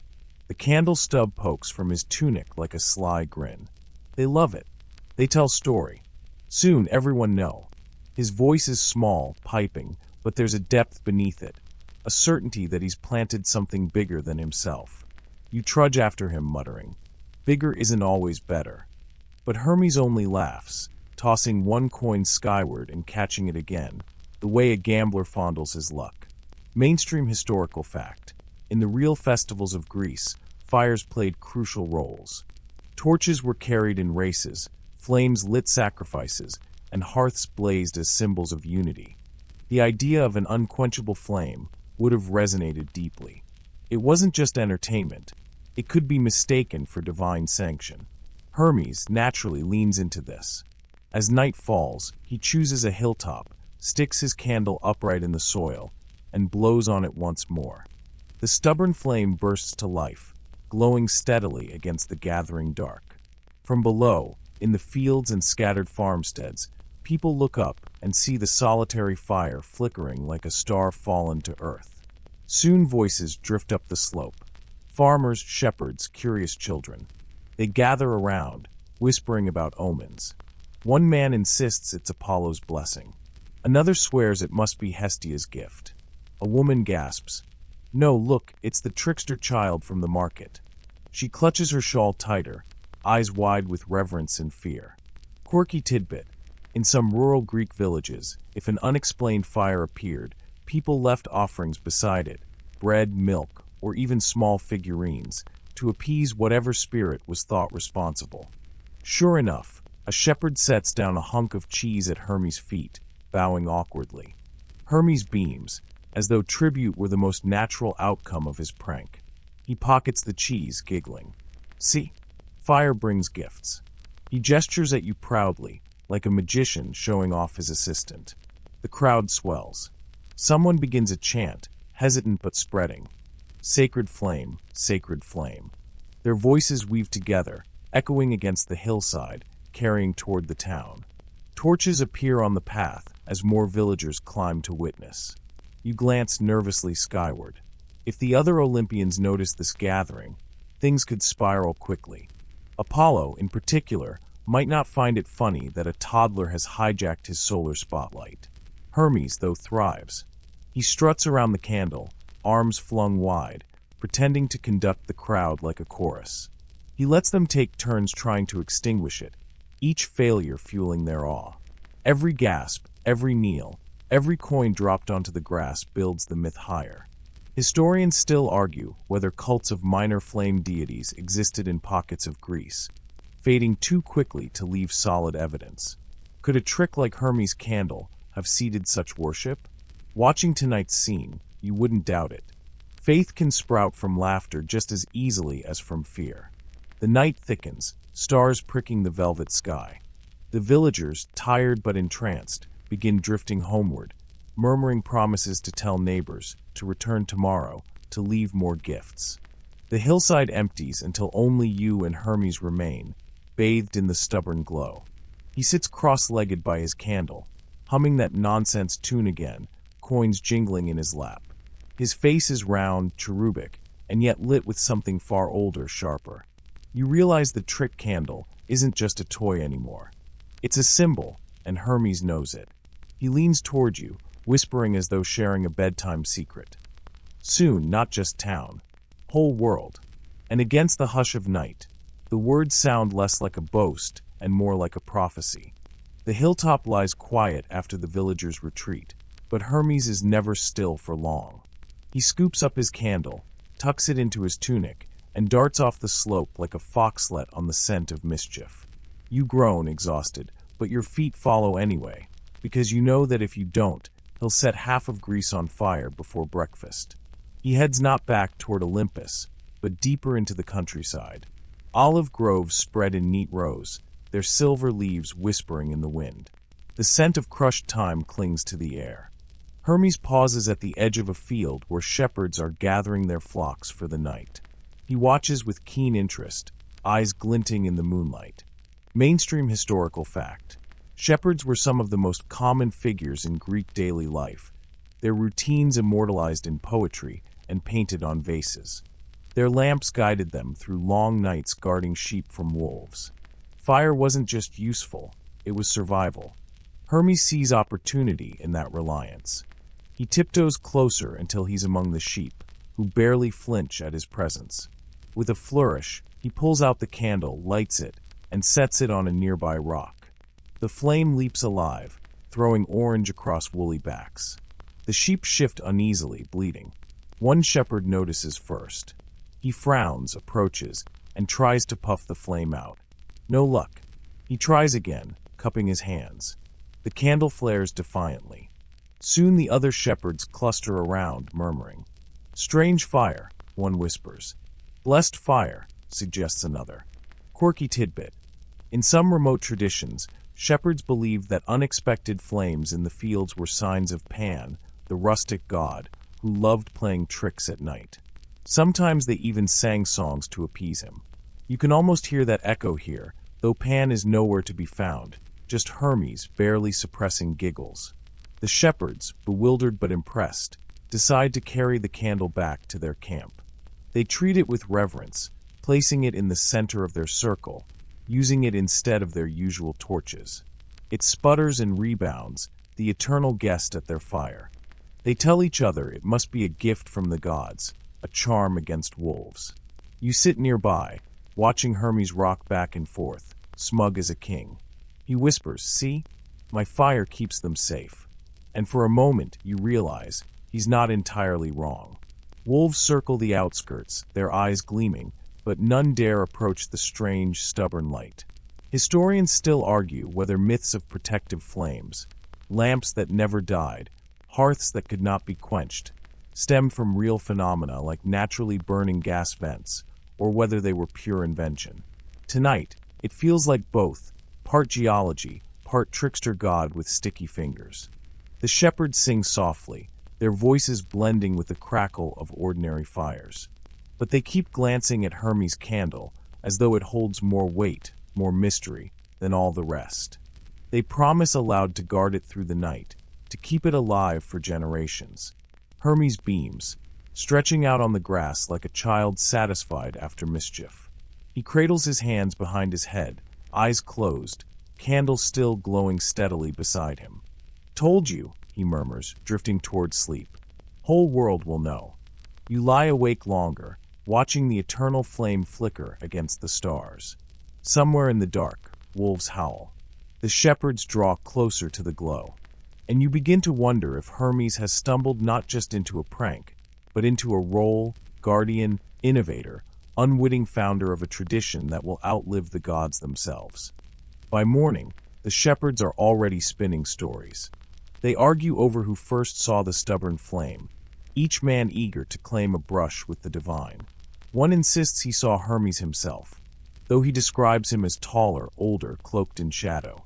Another swears the candle sprouted from the rock like a flower. The details twist even as the memory is fresh, proving how myths ferment in real time. Hermes listens with delight, chewing idly on the stolen cheese from last night. His little legs swing as he perches on a log, candle tucked at his side like a secret pet. You realize he doesn't need to spread the tale anymore. The mortals will do it for him. Mainstream historical fact. Ancient Greek storytelling was largely oral. Myths weren't set in stone. They shifted with each retelling, shaped by the speaker's pride, fear, or humor. That's why there are so many conflicting versions of the same myth today. You're watching that process happen right now live, as shepherds embroider details into legend. One young boy, perhaps 14, kneels beside the candle and whispers a prayer for his sick goat. When the goat later totters up, miraculously steadier on its legs, the boy lets out a cry of wonder. The other seize on it instantly. The flame heals. The gods sent it. Already, Hermes' prank has grown new legs. Hermes grins, so wide you fear his cheeks might split. "See, they make more stories than me." His pride is infectious, but it also prickles your conscience. What begins as comedy can harden into faith, and faith, once rooted, is almost impossible to pull free. Quirky tidbit.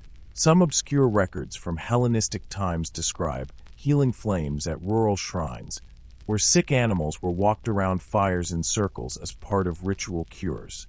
Scholars suspect these were symbolic gestures, but hearing the shepherds now, you wonder if echoes of Hermes' candle lived on in those practices.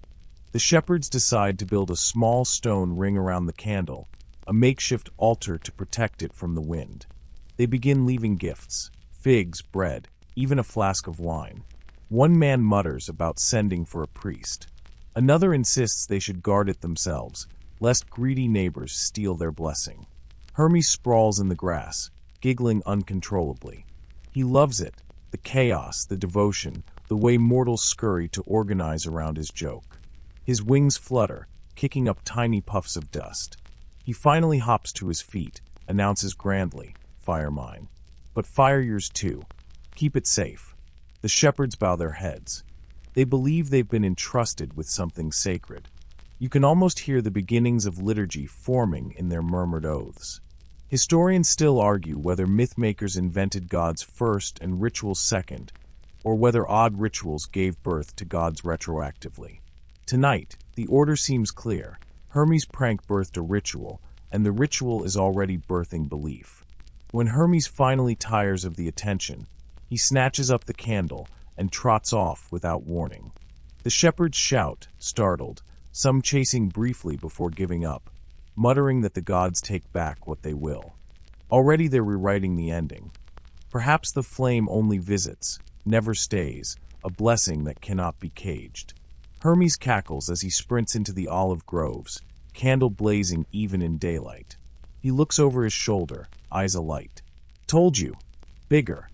And though you try to keep pace, you know you're chasing not just a boy with a candle, but a legend that refuses to be extinguished. The olive groves stretch wide, silver-green leaves whispering as the morning sun climbs higher.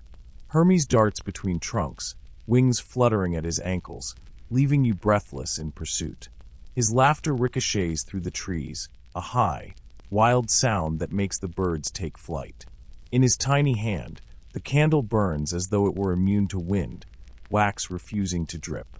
It should look absurd, a toddler sprinting with a flame, but instead it feels unervingly momentous, as though you are chasing history itself.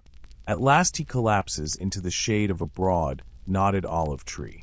He flops down, clutching his sides, the candle lying on its side in the grass, flame still stubbornly alive. Hermes wipes his eyes and looks up at you, grin smeared with crumbs of last night's stolen cheese. See? Told you. They make story bigger. I don't need do anything. He flicks the candle, and the flame leaps sideways like a living tongue of light. Mainstream historical fact. The olive tree was sacred to the Greeks, especially in Athens. According to myth, Athena gifted the first olive tree to the Athenians, who prized it for oil, food, and wood. Sacred groves were believed to be inhabited by spirits or favored by the gods. To desecrate one was a serious crime. The fact that Hermes is now treating this ancient tree as his playground makes the scene doubly charged. Hermes stretches out on the grass, gazing up through the twisting branches. Olive tree old. Older than me. Maybe older than Zeus. His little voice lilts half serious, half teasing, but you sense the underlying awe. Gods may be eternal, but even they measure themselves against the persistence of the earth. Quirky tidbit. Ancient Greek athletes at the Olympic Games were crowned with wreaths of wild olive leaves, cut from a sacred tree near Zeus' temple at Olympia. The olive was not just food but symbol, a marker of endurance, purity, even divine favor. Hermes sprawling under an olive tree, flame in hand, would have struck any Greek as a picture of divine endorsement, whether prank or not. Suddenly Hermes leaps up, candle raised high. Watch. He touches the flame to one of the low-hanging leaves. The leaf blackens but does not burn. Instead, the flame seems to sink into the surface, leaving behind a faint glowing pattern like veins etched in gold. Hermes giggles. Tree likes it. Tree keeps it. He runs from branch to branch, brushing leaves with fire, leaving a scattering of faint golden tracings that pulse briefly before fading. The effect is mesmerizing, half trick, half miracle. A passing farmer catches sight of the glowing leaves, drops his bundle of olives, and falls to his knees. He shouts in disbelief, calling for others to witness. Within moments, several villagers arrive, wide-eyed at the strange light shimmering in their sacred grove. Hermes, chest puffed with mischief, declares, "Tree blessed. By me." The villagers gape, uncertain whether to laugh or weep. Already, they begin murmuring prayers, some plucking leaves to keep as charms. One woman insists the marks are Athena's blessing. Another swears it must be Hermes' doing. The debate simmers even as reverence grows.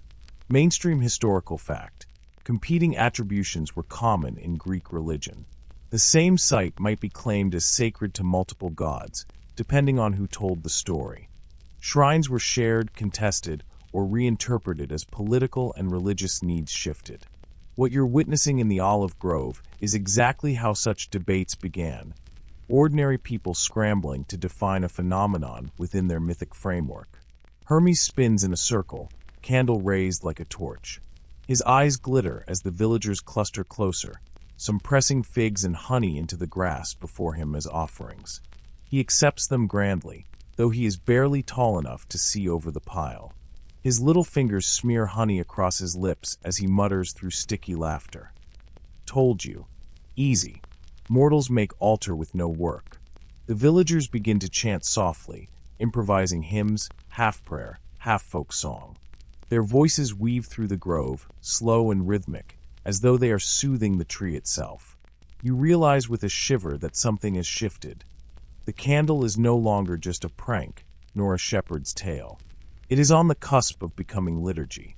Quirky tidbit. Archaeologists have found countless tiny rural shrines in Greece, rough circles of stones, simple altars, or carved olive stumps, that were never recorded in major city temples. These folk shrines sprang up spontaneously, often tied to local miracles, visions, or even pranks mistaken for divine signs. Hermes' candle could easily be the spark behind one such unrecorded cult. As the villagers press forward, one man cries out, "We must guard this grove. No axe shall touch it." Others nod fiercely. Already, you can see how the candle's flame has mutated into something larger. Protection of trees, offerings of fruit, whispered prayers for harvest. Hermes licks honey from his fingers and gives you a sly wink. Bigger, right?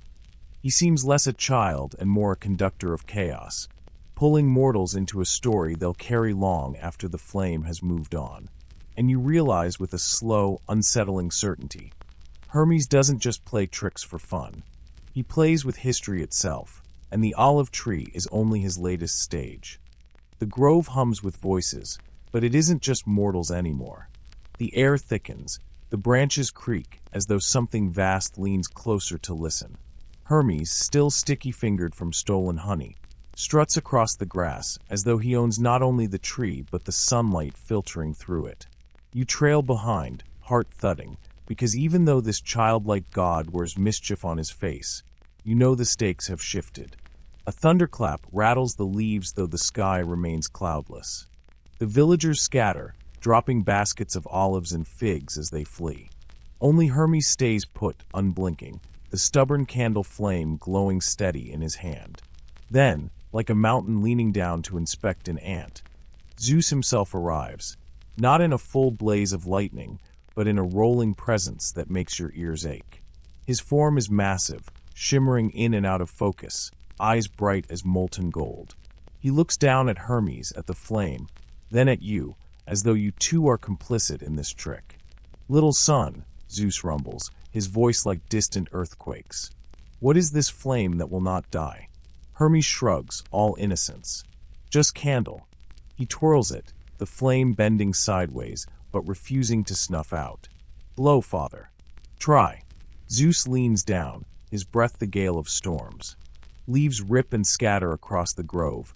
Olive branches sway dangerously, and your cloak whips around you like a sail. But when the roar of wind subsides, the tiny flame is still there, flickering calmly as though mocking the king of gods. Hermes grins, eyes sparkling. "See, even you can't end it." Mainstream historical fact. In Greek religion, Zeus was often invoked as Zeus Horkios, guardian of oaths, or Zeus Xenios, protector of guests. His role as judge and arbiter was paramount. Any phenomenon that seemed beyond mortal explanation was often attributed to Zeus' will. That Hermes now flaunts a flame that even Zeus cannot extinguish challenges the very foundations of divine order. Zeus' brow furrows, though a smile plays at the corners of his thunderous face. He is angry, yes, but also impressed. "Is this mischief, or is this miracle?" he demands.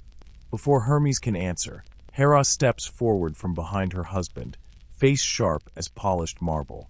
She narrows her eyes at the flame. This is not innocent. Her voice is silk over steel. If it is a gift, it belongs to Olympus.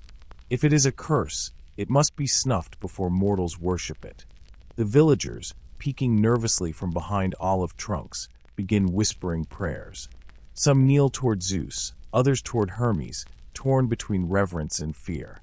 Already, the flame is splitting their loyalty, making small fractures in their devotion. Quirky tidbit. In ancient Greece, fire was considered so sacred that in Olympia, the eternal flame at Hestia's altar had to be kept burning continuously.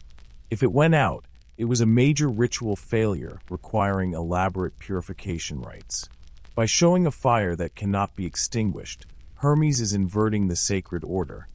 It is no longer about keeping flame alive, but proving it is unkillable. Zeus straightens, voice booming. Enough! Bring the flame to council. His eyes shift to you for the briefest moment, and though you are merely a tag-along in this tale, you feel your bones quake under the weight of that glance. Then he vanishes, thunder rolling away, leaving the grove silent, but for Hermes giggles. See! Hermes chirps, hopping from root to root. Even Zeus doesn't know. Big story now. He tucks the candle into the crook of his elbow, as though it were nothing more than a toy. But you know it is more dangerous than lightning itself. The villagers creep forward again, kneeling at Hermes' feet. One elderly man presses his forehead to the dirt. Great child of Maya, bless us with your unending flame. His voice trembles, half fear, half faith. Hermes tilts his head, amused. Maybe later. First, dinner. He scoops up the figs they'd left behind, stuffing his cheeks with the abandon of a mortal toddler, then darts away, leaving them gaping at the glow trailing in his wake. Mainstream historical fact. The Panathenaic festival in Athens included a sacred relay race where runners carried torches, ensuring fire was transported without extinguishing. Fire had to be carefully guarded, as its loss meant a symbolic break in the city's connection to the divine. In contrast, Hermes' flame needs no guardians. It mocks both accident and ritual, overturning millennia of reverence. You trudge after him, breath shallow. The path rises steeply now, rocky switchbacks leading toward the snowy heights of Olympus. Hermes hops ahead with ease, candle steady, as though gravity bends kindly for him. Every so often he glances back, grinning as if daring you to give up. And in the pit of your stomach, you know this climb is more than a path up a mountain. It is the winding road toward judgment, the moment where every god must weigh in, where the trick candle will either be enshrined as a marvel or crushed as blasphemy. Historians still argue whether stories like this candle episode represent echoes of real rituals, strange fires, tricks of airflow, or chemical reactions mistaken for miracles, or whether they are purely myth spun out of a child god's reputation. But as you trudge behind Hermes, watching the impossible flame lick the air, it feels less like a myth and more like a challenge. What happens when mischief refuses to go out, no matter who blows? You slip into the long hall like someone sneaking into a theater just before the curtain, palms damp, heart picking up a rhythm that matches the rustle of silk and the clink of cups. Tonight Olympus hosts one of those feasts poets brag about. Tables heavy with roasted boar and platters of honeyed figs, garlands threading from column to column, couches arranged so laughter ricochets. The gods file in, draped in perfumes and pomp, voices low and already ready to rise into song. You watch Hermes move through a side doorway, candle cupped in the crook of his arm like contraband. He does not announce himself. The prank depends on timing and surprise. You follow at a careful distance as he pads along the marble margins, slipping tiny stubs of his stubborn flame into niches and sconce holders, tucking one beneath the elaborately folded napkin at a goddess's elbow, nestling another inside a hollowed column where only servants glance. Each secret light he places catches the marble in a new, conspiratorial gleam. Mainstream historical fact. Greek banquets and symposia were central social institutions in the ancient world, places where guests traded poetry, philosophy, and jokes. Such gatherings could be rowdy, performative, and ritualized affairs. A crowded hall full of talkative immortals is precisely the sort of place mischief chooses because everyone already leans toward the dramatic. You watch the flame work with the guilty curiosity of an accomplice. Hermes gives the slightest nod, so slight you might miss it if you blink, and shadow seems to swallow the room. The trained torchbearers dim the lamps as if by agreement. The harpist loses his next note. A courtesan's laughter freezes mid-breath. For a beat there is the hush of an audience waiting for a punchline. Then, as if on cue, candles flare back to life in a dozen impossible places.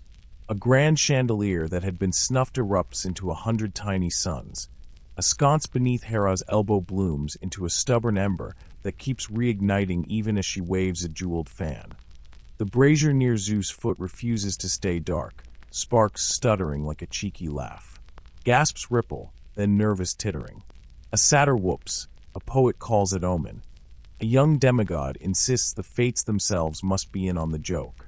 Quirky tidbit. Prank candles made from resin-soaked wicks or treated with pine tar could behave oddly, smoking, flaring, or seeming to reignite. So later mortals sometimes reproduce these effects at festivals with clever chemistry. Those crude experiments may have fed into mythic descriptions of haunted or resilient flames. You keep your eyes glued to Hermes as the spectacle unfolds. You see him lounge on a low couch like a general watching a parade, chin tilted, a small grin spread across his face. When Apollo squints at the flicker and mutters, "What trickery is this?" you watch the sun god rise and stalk the room. Every time Apollo puffs at a light, the wick shivers and leaps back as if it has a mind of its own. You hear Dionysus roar with pleasure, spill a little wine, clap the nearest satyr on the shoulder. Athena narrows her eyes, not entirely amused but undeniably intrigued. The prank reshapes conversation in ways you did not expect. Where formal toasts and recitations would have filled the time, people begin telling ghost stories and ribald jokes about stubborn lamps. Old rivalries soften into shared astonishment. Even the barbs between Athena and Ares lighten under the pressure of communal wonder. The stubborn flame becomes a social lubricant as well as a provocation, forcing gods who usually sit in separate islands of opinion into one pool of reaction. Historians still argue whether such stories were metaphors, tales invented to explain candle rituals at festivals, or whether they recall real entertainments in which clever stagecraft produced impossible lights. Standing there, hearing the gods' laughter and seeing how the crowd leans toward the small miracle, you feel both explanations braided. A little stagecraft married to the appetite for symbol. Then, emboldened by the mood, a lesser god swaggering with showmanship strikes a flint and blows theatrically at his lamp. Sparks scatter across a linen runner and threaten the roast. For a terrifying instant you imagine flames licking through tapestries and servants screaming. Hands leap to smother the danger. Slaves scramble, silver platters clatter, and the air snaps tight with consequence. But the sparks falter, fizzing as if embarrassed. The charred cloth smolders, and then gutters. Laughter rushes back, relieved and ragged. Hera's smile tightens. She scans the room like someone checking the edges of a map. A joke, you realize, requires the assurance of safety, and the god's amusement now carries a sharp edge. Mischief can tip into menace without care. Hermes, unbowed, stands and offers a mock bow. You hear him say, "Bright as a coin, light entertains." What's a feast without a bit of mystery? It lands like both jest and challenge. Zeus leans forward. The hall tilts at his presence, the air compressed with his attention. Who has set these lights to jest? His question is mild, but in Olympus mildness often curves into thunder. Silence folds over the benches. Hermes steps into the open and lifts the candle high until every face sees the tiny defiance of the flame. You read the pride on him. This isn't contrition, it is triumphant showmanship. "It was me," he announces. "I taught fire to play. Isn't it pretty?" A collective intake of breath sweeps the hall. You watch Apollo flush, wounded pride surfacing like a tide. Athena's gaze sharpens into appraisal. Hera's jaw tightens. Athena's voice cuts through with edged concern. "You toyed with a force the mortals revere. Do you understand the lines you cross?" Mainstream historical fact. Fire was central to both household and public cult. Hestia's hearth symbolized home, law, and continuity, so a deity who manipulated flame risked unsettling both pious practice and social order. The hearth fire was a civic and domestic ritual. To tamper with its symbolic power could be read as more than a joke. Hermes simply grins. "Order needs surprise," he replies. "You like music, I like tricks. It keeps you awake." Laughter trickles around him, warm but watchful. The entertainment folds back into the feast, but the words hang like sparks. You watch the ripples. A priest at the hall's edge leans forward, thought already forming into worry. A minor cult leader murmurs that an unkillable flame wandering into the countryside might become a center for new worship. A few younger gods exchange looks and begin to plot how they could replicate the stunt at provincial festivals. Conversation slices itself into fear, opportunism, and genuine fascination. Quirky tidbit. Centuries later, stage performers used mirrors, lenses, and controlled airflow to create impossible lighting effects, optical ancestors to this sort of wonder. Hermes' antics read like a mythic first act of spectacle technology, illusion married to charm. Hephaestus, the smith, leans forward, brow knotted. You see him prod a fallen wick and mutter about drafts and treated resins. His mind seeks mechanism more readily than miracle. Even he allows a small, grudging smile. Craft and cunning are strange bedfellows. Hera remains guarded. You notice her counting hands and offerings, fretting at the thought of unsanctioned altars popping up in valleys. Apollo, fingers idly on his lyre, watches Hermes with wounded pride folded into curiosity. You sense a grudging admiration taking shape. Order bumped by invention can, even for the sun god, yield something new. Zeus clears his throat and lays down a rule disguised as counsel. Let imagination have its place, he says, but let none turn the gods' amusements into undisputed sacred rites without counsel. The sentence feels like a small dam. Amusement is permitted, but spontaneous cults must be shepherded lest they run wild. Historians still argue whether such pronouncements in myth reflect genuine mechanisms by which priesthoods contain popular religion, or whether they are later literary stitches meant to reassure readers that order ultimately prevailed. Either reading sits in the tale like a cooling ember, small but persistent. You watch Hermes tuck his candle back into his tunic as the feast resumes. Laughter resumes too, but now threaded with calculation. As you scan the hall, you see pockets of talk shifting from scoff to curiosity to plan. Some servant will carry the tale into a village. Some artisan will try to reproduce the effect with resin and reed. Some storyteller will spin tonight into a rumor fit for campfire repetition. A slow, dizzy thrill rises in you. You have seen invention move from joke toward ritual. Hermes, for all his childlike gleam, holds more than a candle. He holds a means by which prank can seed practice. Tonight's joke will be told. Some villager far below may try to copy the trick and, through accident, imitation, or faith, set something new in motion. You press against the shadowed wall, heart still stuttering, and realize that a child's laugh and a flame that refuses to die together can change the way people listen to the dark. The feast winds down, but Hermes is nowhere near finished. You trail him silently as he slips from the hall, candle tucked carefully against his chest.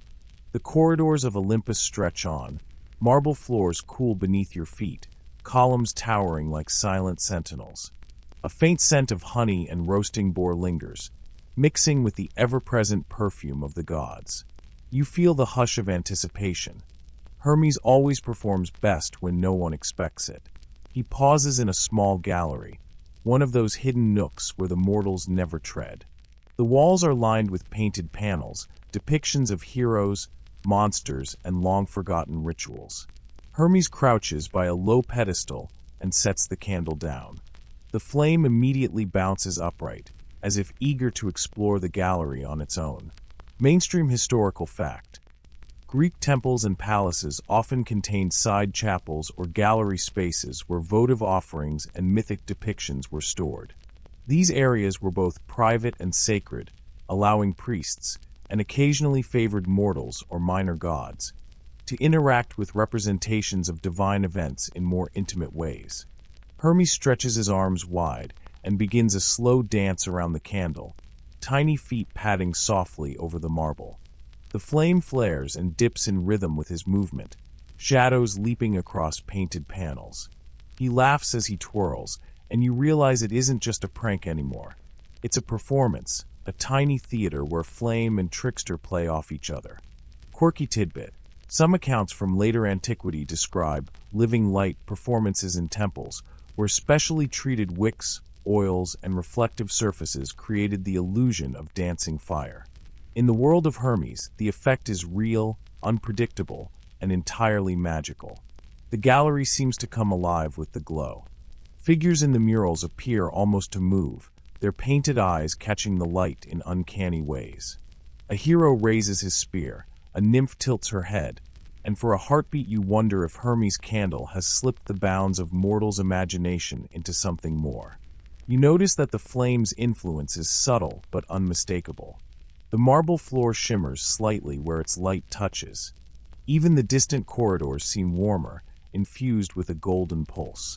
Hermes tilts his head, eyes bright with mischief.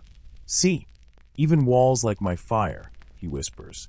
Historians still argue whether mythic descriptions of living temple lights represent memory of technological trickery, optical illusions, or simply narrative exaggeration. Standing here, seeing shadows flicker in response to the flame, you feel that the answer could be all three, or none at all. Hermes crouches low, touching the tip of the flame to a carved flower on the pedestal. The flower glows faintly, lines in the marble catching the candlelight and shining like veins of gold. He hops back, clapping his hands. "Magic!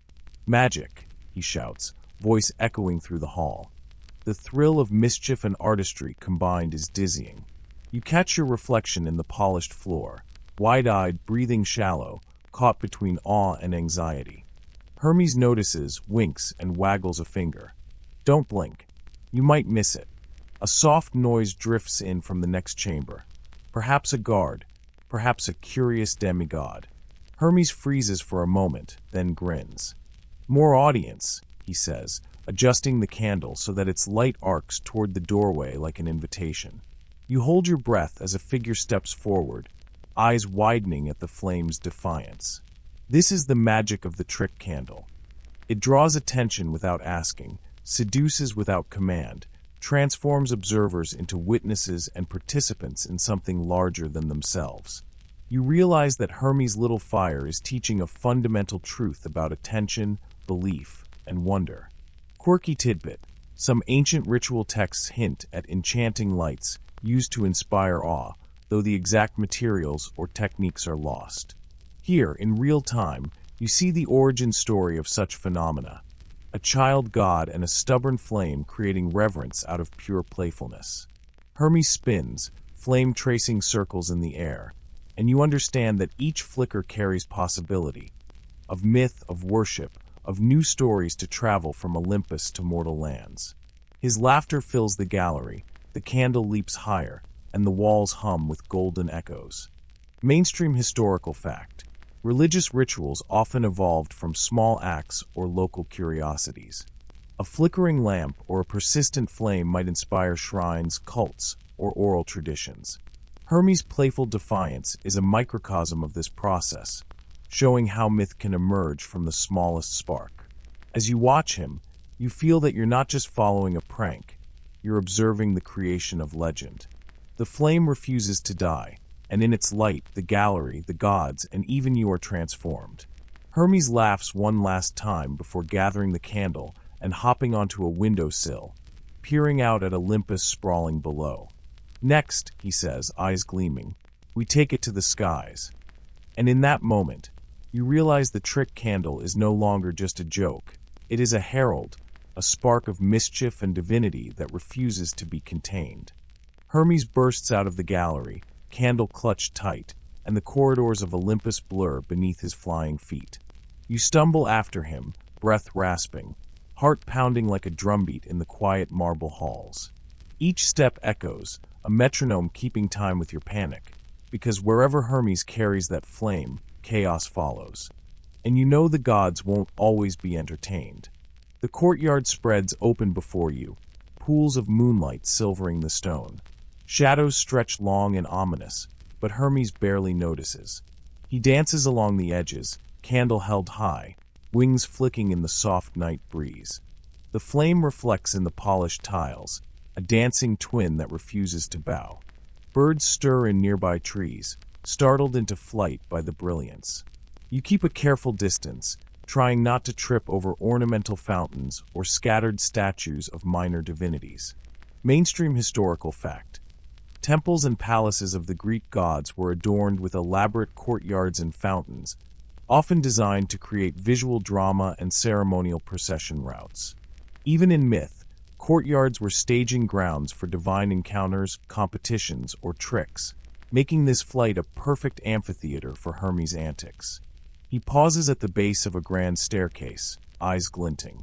"You ready?" he asks, though you suspect he isn't referring to you at all. The candle's flame quivers like a heartbeat, eager to follow wherever he wills. With a mischievous grin, Hermes leaps, landing on the first step as if it were a cloud. You clutch the railing, struggling to maintain balance, but the energy of his mischief is infectious. Quirky tidbit.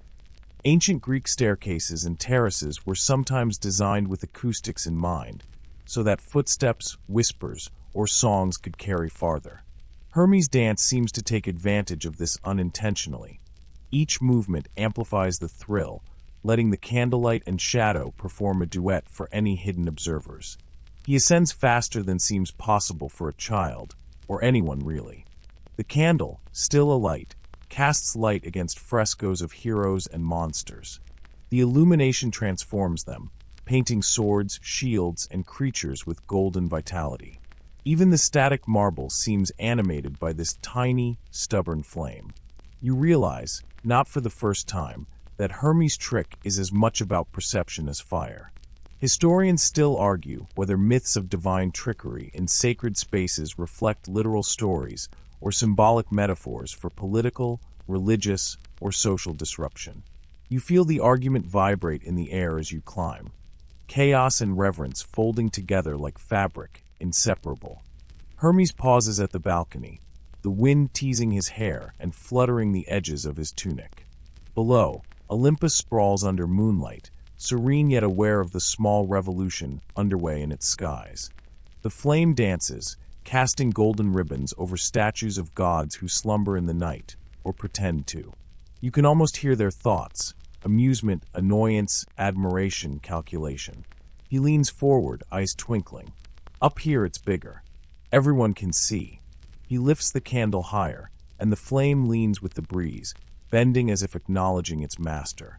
You feel the pull of it, a magnetic energy that wants to draw attention, demand witnesses. Hermes seems to know instinctively how to use it, how to command focus without words, without coercion. Quirky tidbit.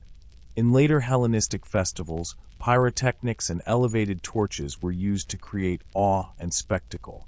The trick candle feels like a proto-version of this, blending natural phenomenon and divine control in one unrepeatable act. The night wind carries sound from the city below, murmurs of mortals, faint laughter, the clink of cups at distant feasts. Hermes spins slowly on the balcony, candle extended, golden light tracing concentric circles over Olympus.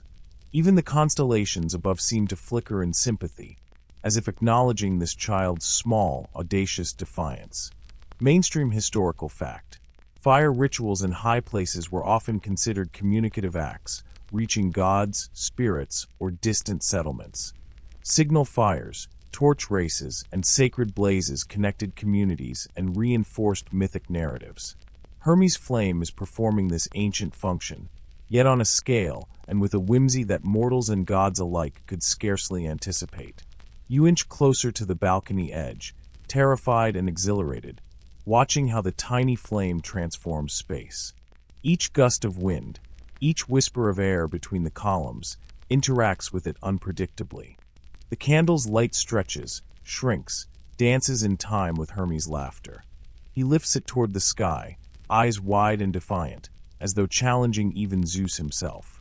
Historians still argue whether early Greek rituals involved literal magical flames, or whether poetic exaggeration embellished common light sources. Standing here, feeling the wind tug at the stubborn candle, you are sure that both interpretations could exist simultaneously. The flame is simple and impossible, playful and profound, mortal and divine all at once. Hermes twirls the candle in a slow spiral, letting the golden glow ripple across the balcony, across statues, across the night. You realize that every observer, mortal, god, or semi-divine, will carry the image forward, a stubborn flame, a laughing trickster, and a story that refuses to stay small.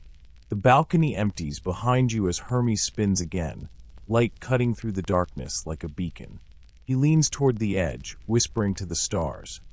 Bigger, always bigger. And for a fleeting moment, you feel that the flame is not only in the child's hand, but in the air, in Olympus, in the very night itself. Hermes doesn't linger long on the balcony.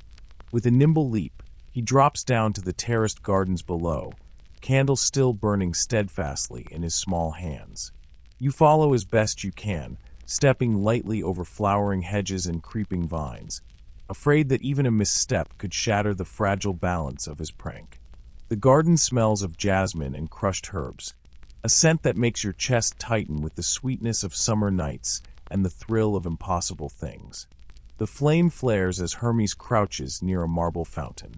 He touches the tip of the candle to the surface of the water, and the light bends, dancing across the ripples like golden fish swimming in reverse. The effect is hypnotic. Every leaf, every blade of grass, even the smallest carved nymph seems to shimmer in a new, uncanny way. For a heartbeat, it's hard to remember whether this is magic, trickery, or both. Mainstream historical fact: Greek garden terraces and fountains were often designed for sensory impact, incorporating flowing water, aromatic plants, and reflective surfaces to create meditative or ceremonial spaces.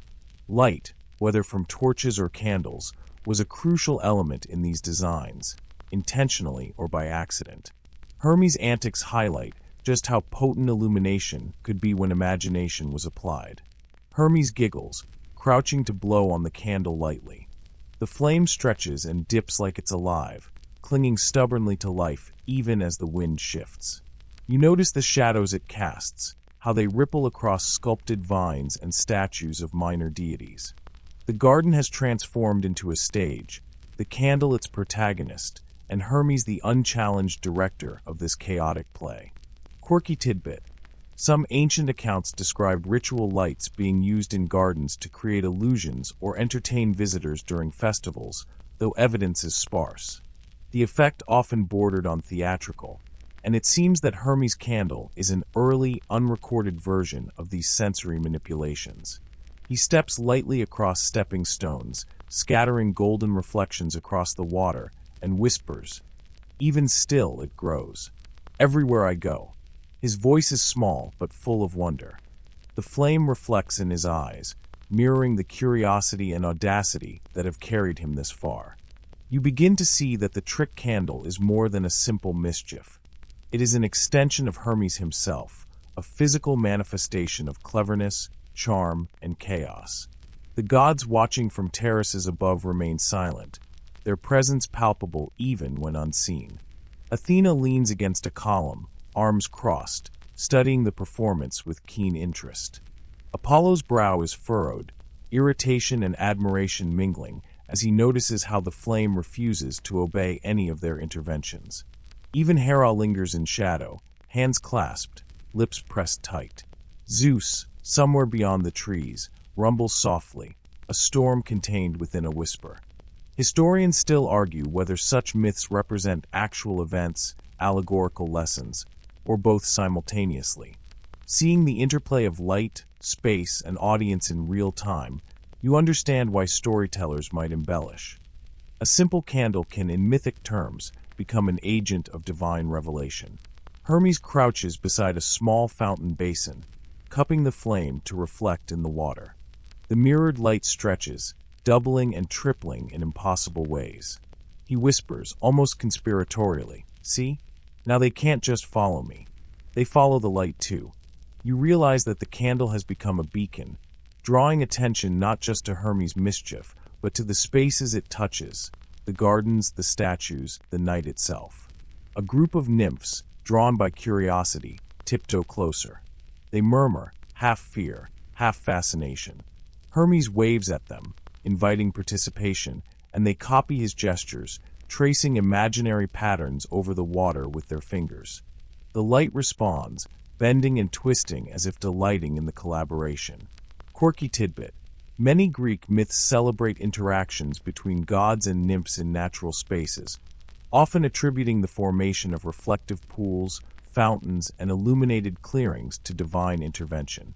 Hermes' candle mirrors these narratives, acting as both instigator and artist in a living tableau. You watch as the flame traces paths across the garden, igniting wonder wherever it touches.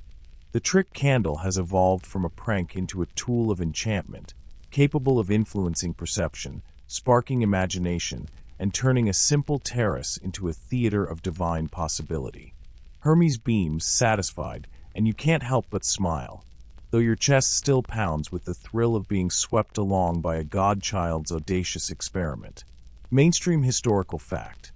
Light and reflection were often employed in rituals, both as practical tools and symbolic representations of the divine.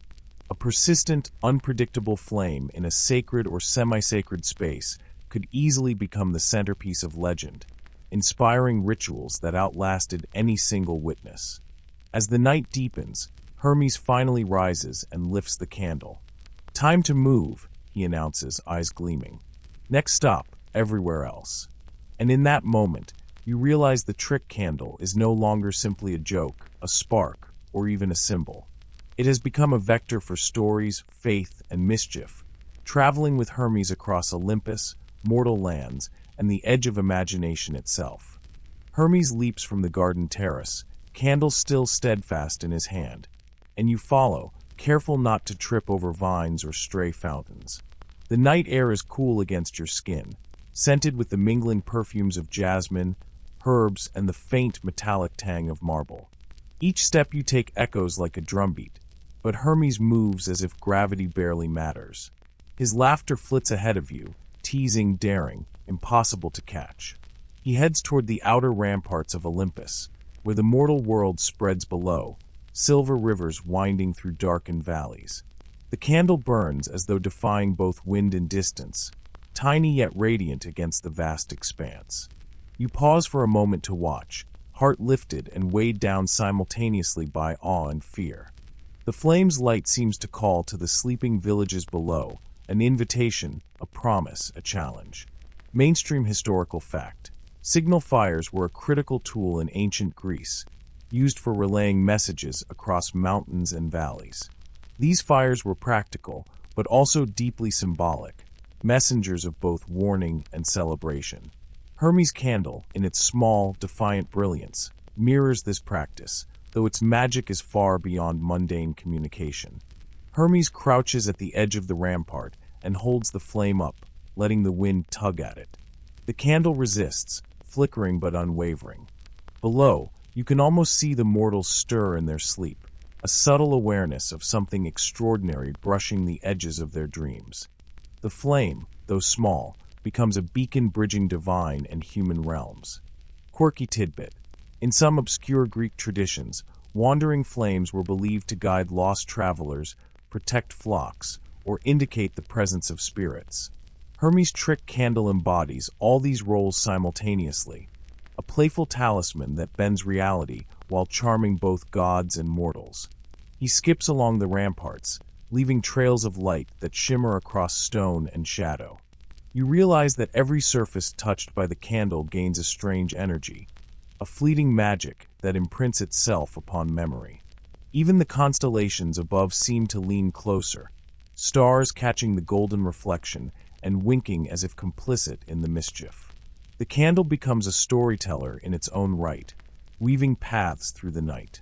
Hermes gestures, spinning in circles, and the light arcs in response. Shadows of statues stretch across terraces like elongated dancers, flickering in rhythm with the flame.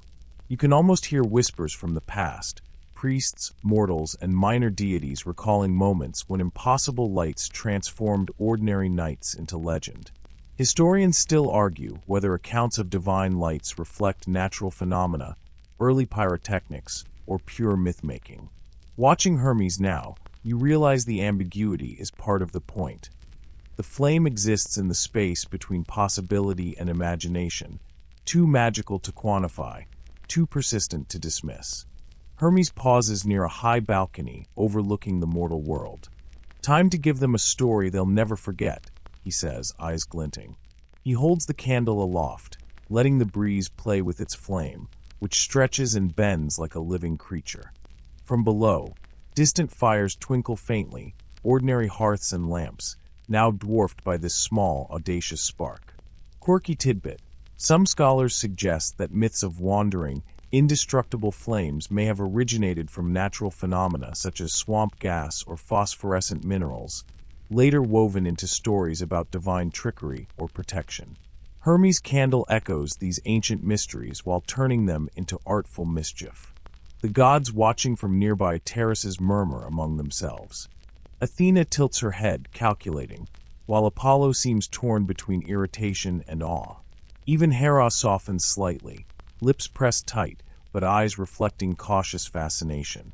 The candle, though tiny, commands attention, shaping perception and bending divine order in ways both subtle and profound. Hermes gestures toward the horizon, letting the flame trace a sweeping arc across Olympus. The golden light dances over trees, rooftops, and fountains, illuminating paths mortals have yet to walk. You follow the glow, feeling it pull at the imagination, a tangible thread linking the mortal and divine, the prankster and the observer. Mainstream historical fact. Many Greek rituals involved light as a transformative agent, connecting mortals to gods through fire, reflection, and shadow. By carrying a candle that refuses to die, Hermes embodies this principle in its purest, most playful form. Finally, he kneels briefly, placing the candle on the rampart edge. It leans slightly into the wind, flickering but defiant, a stubborn witness to the night. Hermes straightens, brushing dust from his tunic, and laughs. "They'll talk about this for generations," he says. "Everywhere I go, a little story grows." You watch, realizing that the candle is no longer just an object. It is a seed of belief, of wonder, of mischief that transcends time and space.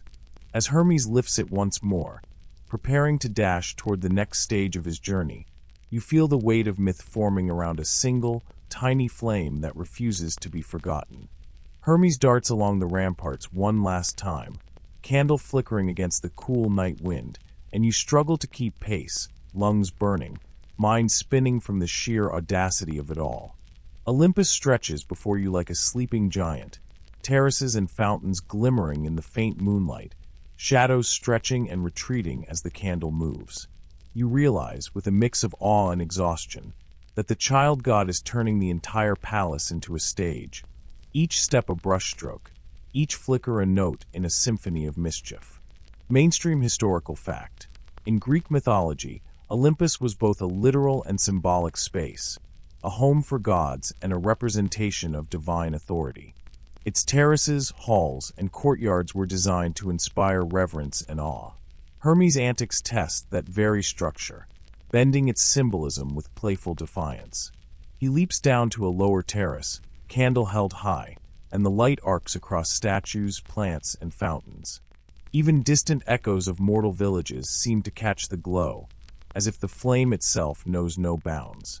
You realize that the trick candle has evolved from simple mischief into something far larger, a vector of wonder, curiosity, and story, traveling outward from the divine into the world below.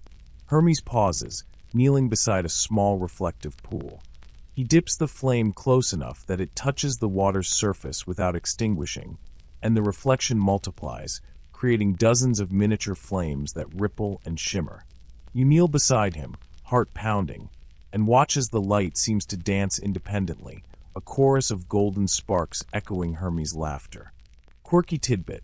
Some myths hint at living lights in sacred groves and temples, which were thought to guide travelers, inspire awe, or even act as divine messages. Modern scholars debate whether these accounts reflect optical tricks, chemical reactions, or pure storytelling. Here, watching the flame, you feel the ambiguity is part of its magic. Both explanation and mystery coexist. The gods watching from nearby columns and terraces murmur among themselves, some smiling, some frowning, all intrigued. Athena notes the precise patterns of the light. Apollo tilts his head, admiration and irritation mingling. Hera observes quietly, calculating potential consequences. Even Zeus, distant yet present, rumbles softly in acknowledgement. The candle commands more attention than its size could justify, bending perception and creating awe in every observer. Historians still argue whether stories like Hermes' trick candle reflect early pyrotechnic experiments, natural phenomena, or purely mythic imagination. You understand now that it may not matter. The flame's true power lies in the stories it generates, in the way it moves gods and mortals alike, shaping memory and ritual in its golden path. Hermes rises and holds the candle aloft once more, eyes gleaming with mischief and triumph. "Time to go home," he declares. He leaps, small wings fluttering, and for a moment you see the entire night illuminated by the unkillable flame, a map of stories tracing across Olympus and the mortal world below. You realize that the trick candle is more than a joke, more than fire. It is a legacy in motion. The flame refuses to be contained, a living thread weaving through temples, gardens, terraces, and tales yet untold. Hermes' laughter carries across the air, light chasing shadow, mischief entwining with memory, leaving a mark that will ripple through time. Mainstream historical fact: small, memorable acts, miraculous lights, unexplained fires, clever pranks, often inspired enduring rituals, cults, or local myths in Greek antiquity. A single event could seed traditions for generations, blending history and imagination seamlessly. As you watch Hermes vanish into the night, candles still glowing, you feel a mix of exhaustion, wonder, and quiet reverence. This is the first trick candle, a spark that refuses to die, a story that begins here and travels forever, carried by laughter, light, and the audacity of a god who never takes the world entirely seriously. The night stretches long and quiet now.